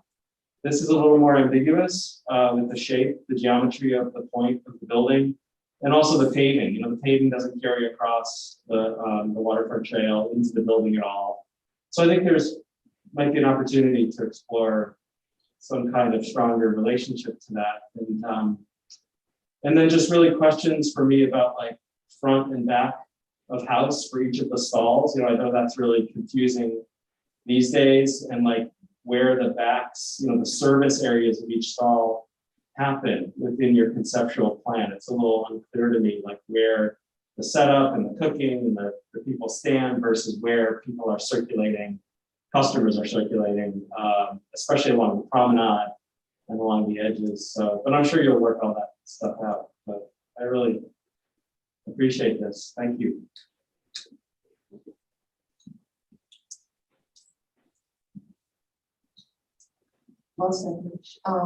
I think this is a great project. Really excited to see it. My family and I are there every weekend, and sometimes during the week when there's events. And I think turning the parking perpendicular to the waterfront is a really good traffic flow planning strategy. And I wanted to ask, what are the materials for the building? I might have missed that during, but I really enjoy that it's wood construction. Are you going to be able to do that, given that this is an assembly space, right? Apologies, am I meant to answer? Yeah. Okay, so the reason why you don't see 3D is because there are umpteen options for structure and finished materials. We are studying steel versus wood for the structure. So what I mean by that are the columns and the rafters. Regardless of the structure material, the dominant material will be the underside of the roof. And for that, we are planning to use wood, tongue and groove. And we are checking all the codes, etc. It will be sprinklered. So we will be able to use the wood. We understand the issue about assembly. I don't know, Sue, if you want to add anything specific about the code, but when we see you next, we will show you these views. But we are, we know that the community loves the existing building, loves the natural feel of it. We want to maximize the use of wood. We are also thinking about trying to salvage as much of the wood as possible and to reuse it in the new building. I love that. Thanks for mentioning the part about reusing the wood from the existing building. I guess my last question would be about event space. And one of the times that I was there, we had a band playing. Is there any plan to have something like on the waterfront or the dock or indoors that could be incorporated? As far as the waterfront design goes, that's something that we'll be sharing with you, more of a refined update for that when we meet next time. Seems like you're reading our mind in a lot of ways. So yeah, looking forward to that update. Great, thanks. Hi, thank you. So I was married in the farmer's market, and I will always have a lot of nostalgia for what it is, but I am so excited to see the sort of elegant older sibling version of it, and I think it's going to be a great asset to Ithaca. In light of that, I think that the roof, the way you're proposing to layer the roofs is a really smart move, kind of echoing what's there now, but upgrading it. And I like this wedge shape. I think it takes good use of a lot of sort of dead space created by the current T. So I think those are a lot of smart moves. Something that I think is going to be really critical is pedestrian access from Carpenter Circle, from 3rd Street. There's a lot of new, as you know, Kate, a lot of new residential units coming online there. And I see a lot of crossover opportunities between the retail spaces at Carpenter Circle and the farmers market. This is becoming not just a single market destination, but a sort of waterfront holistic plan destination. And so it would be great to talk about that in the future and how access, pedestrian and vehicular are going to be thoughtful from this project to the surrounding projects. And the last thing I'll say is, there's something so cool about the dirt and the grit and the vegetables. And so maybe it's through materials or something, but it would be wonderful for you to try to incorporate a sense of that just playfulness and grittiness in the new structure. I think it would be a shame to lose everything that farmers market is in terms of informality to a new formal structure. But I'm sure you will. Thank you. Okay, so that's some comments. You just add a few thoughts of my own. Just kind of gut reaction when I look at it, just think that's a lot of parking for an activity that occurs twice a week. And I'm realistic about that. I've been there. I know what happens. I know what cars go down there. But I'm thinking there's a lot of parking at the Cayuga Medical Center facility in Carpenter Park, and there'll be a lot of parking at the medical building in City Harbor. And those spaces, as everyone knows, and those spaces, like I would presume, are predominantly going to be used Monday through Friday. And so I just wondered if there's any way to move some of the parking away from the farmer's market itself to those medical facilities and partnering with the neighbors. From Carpenter Park, obviously you could walk. From City Harbor, you'd have to go around the trail, or maybe it's even an opportunity for a little water taxi or something. That might be fun for kids to go down and take the taxi over the water. But I would just encourage and look at that. If you could remove some of the parking, I had the same issue with Mitch, is that, right now it's kind of very organic, and you see, like, if I recall, sometimes you see vendors get their trucks, they kind of drive around and they back the truck into the stall from the back way and so on. The way it looks now, I kind of don't really see that happening, and I share his concern about back of house and there to be enough space. So when I look at it, I have one issue with back of house, but I also have an issue with the attraction here is the waterfront. But when I look at the layout, I mean, what percentage of the plot is on the water? I mean, it's what, 10%, maybe 10%. I just instinctively want to grab the whole building and just pull it down about 10 or 15 feet and just open up the water more and have more seating in the water, kind of more water access, more amenities on the water. It just seems like too much parking and not enough water.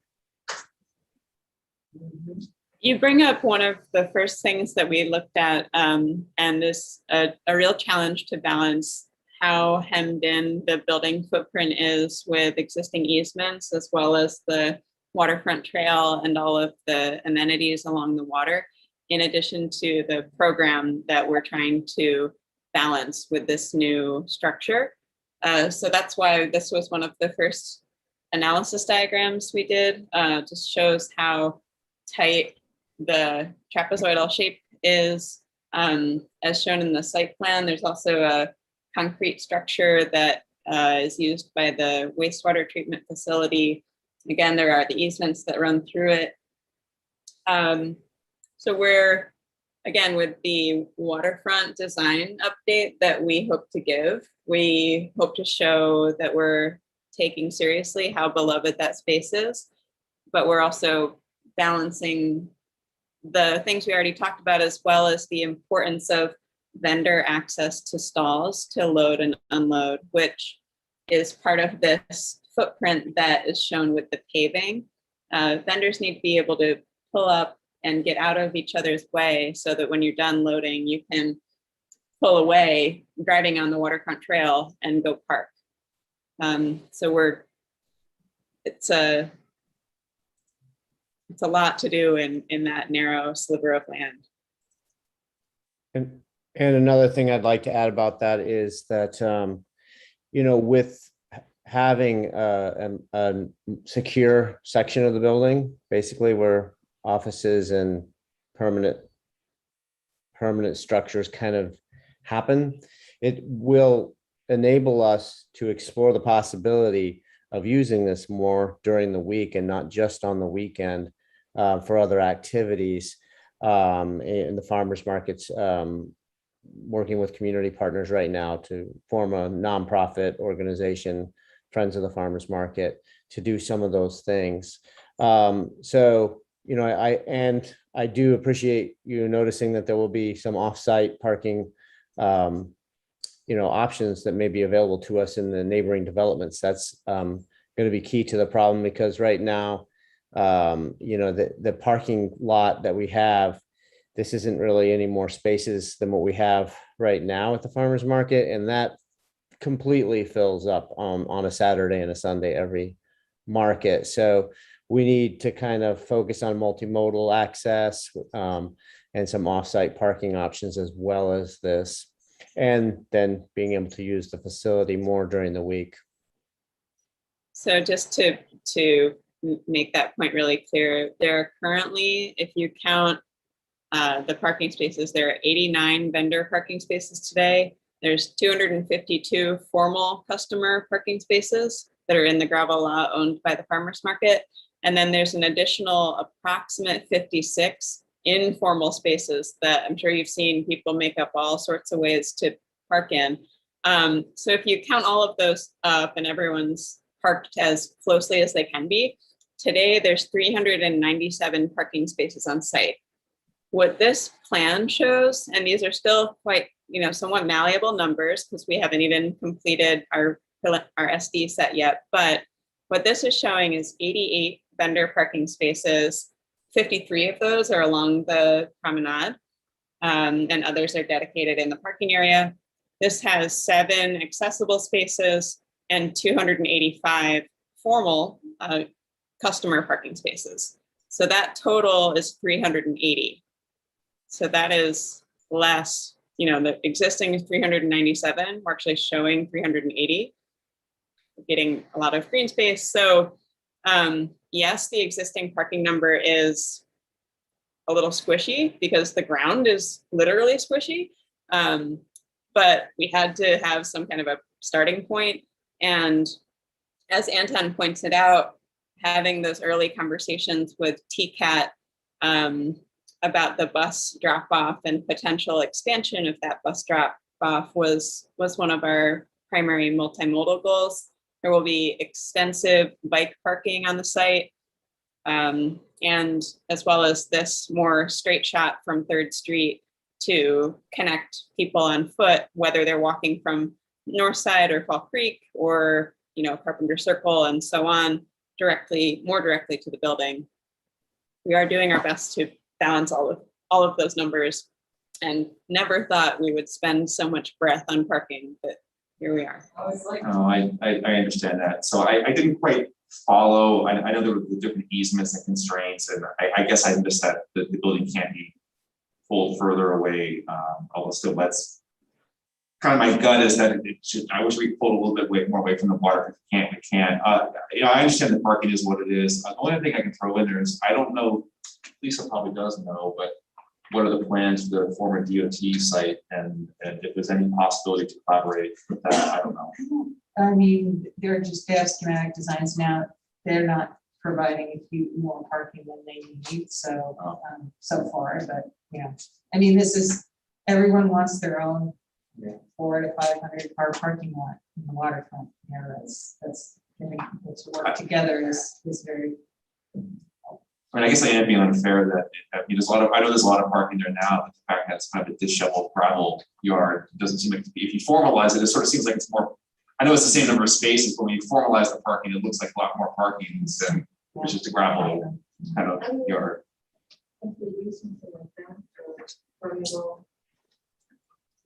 It's not asphalt.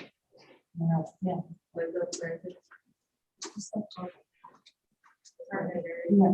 Forest paper.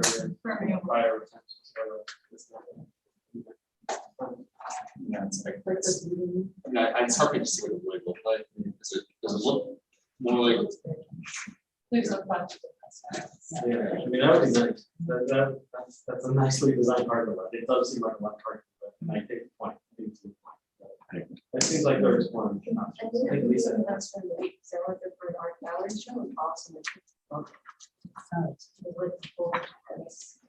If there's anything you'd like us to hear, could you speak into the Yeah, microphone? yeah, I need to speak in the microphone if you want to hear. Did you want to repeat that, Elizabeth, or I have something? I think you said you like the parking lot material, the semi-permeable material. Did you not? Yeah, I think I was saying that I really like the idea of having the impervious parking lot with the greenery in there, so it looks more like it's like it is right now. It's not paved, right? And the other thing I was saying to Derek is that I've been there during the week. Like recently, there was an art show that my kids loved, and I think there's opportunities for more things like that to happen there, or like seminars, education, all kinds of things. So yeah, that's what I was saying. If you guys didn't hear. I mean, I think we have some feedback. Sorry, Lisa, Yeah, you I have, just want to say something. yeah, So I think that, many people have said it. I've heard it from the applicant. I've heard it from practically all of you.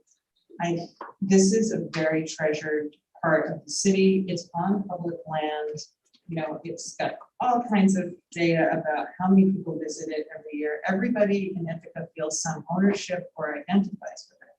So as I hear you developing your designs, I think it's really important to get community feedback on this outside of like a site plan review application. So have you done any of that? Yeah. I mean, aside from just the vendors, like, could you give us? Yeah, so sure. And thank you for reminding us of that. We did a community outreach survey that was virtual, and we got over 600 responses to that. We also did an in-person meeting at Market. I want to say that was in July. And it's actually one of the first in-person outreach events we've done in a very, very long time. And that was nice to be able to speak to people. We didn't keep an exact count of how many people came to that. It was during Market on a Sunday. So those are some of the efforts that we have done that otherwise, there have been multiple news articles about the project. And as you pointed out, the farmers market is working really closely with their constituents, their vendor groups and their event groups and all of those who are using the space regularly. But otherwise, after that initial public outreach that we did, as of now, we're directing people to send any comments to the board, but we can handle that differently if you feel it would be more appropriate for this project that, as you say, a lot of people know it. I don't know if it needs to be handled differently, that the board can weigh in on that, but I think it would be really helpful to know what the results of this, to know more about what you've done for public health. Yeah, another thing I would add is that, pre this process, we kind of engaged with the strategic planning process where we submitted or solicited feedback from the community via public survey. And also, I did interviews with a number of community leaders. And that really helped to inform some of the parameters of the design scope and what we're trying to accomplish. But I do think we could probably share some of that. I don't think we have it tonight, but we have results from some of those surveys and community surveys and also vendor surveys that we've done. That would be great. I think it's also important to say that our site design committee has people from the community on it. So this isn't just being done by the vendors. All right, so I think that's it for tonight. So thanks very much. Thank you all. Thank you. Thank you. Thank you. Have a good night. So I know, Lisa, you had some new business. I do, but it's late and I'm sure you all want to leave. I can just circulate it and you can give me your comments, tell me if you want to. I mean, it's been circulated to you, but I'll give you a prompt. It's an expansion of the PUD overlay zone to include 2 parcels in West Hill. I'll just send you the stuff again under separate cover and you have, unless you want me to go through a presentation. So, and if you have comments or you want to, I can make them into a memo and we can also do it next month to give your comments directly to council, but it would be good if planning would have them. So I have no reports. Did we do approval of minutes? No. June. There was June last time. I'll send them all out tomorrow. I'm sorry. So I think we're looking for a motion to adjourn. July. Elizabeth so moves. How many seconds? All those in favor? See you next month. 10:22. How bad was it? It's not normal. It's so long and all that. Well, I'll take responsibility for that. Started late, but I know, but Jason Denver. I was still-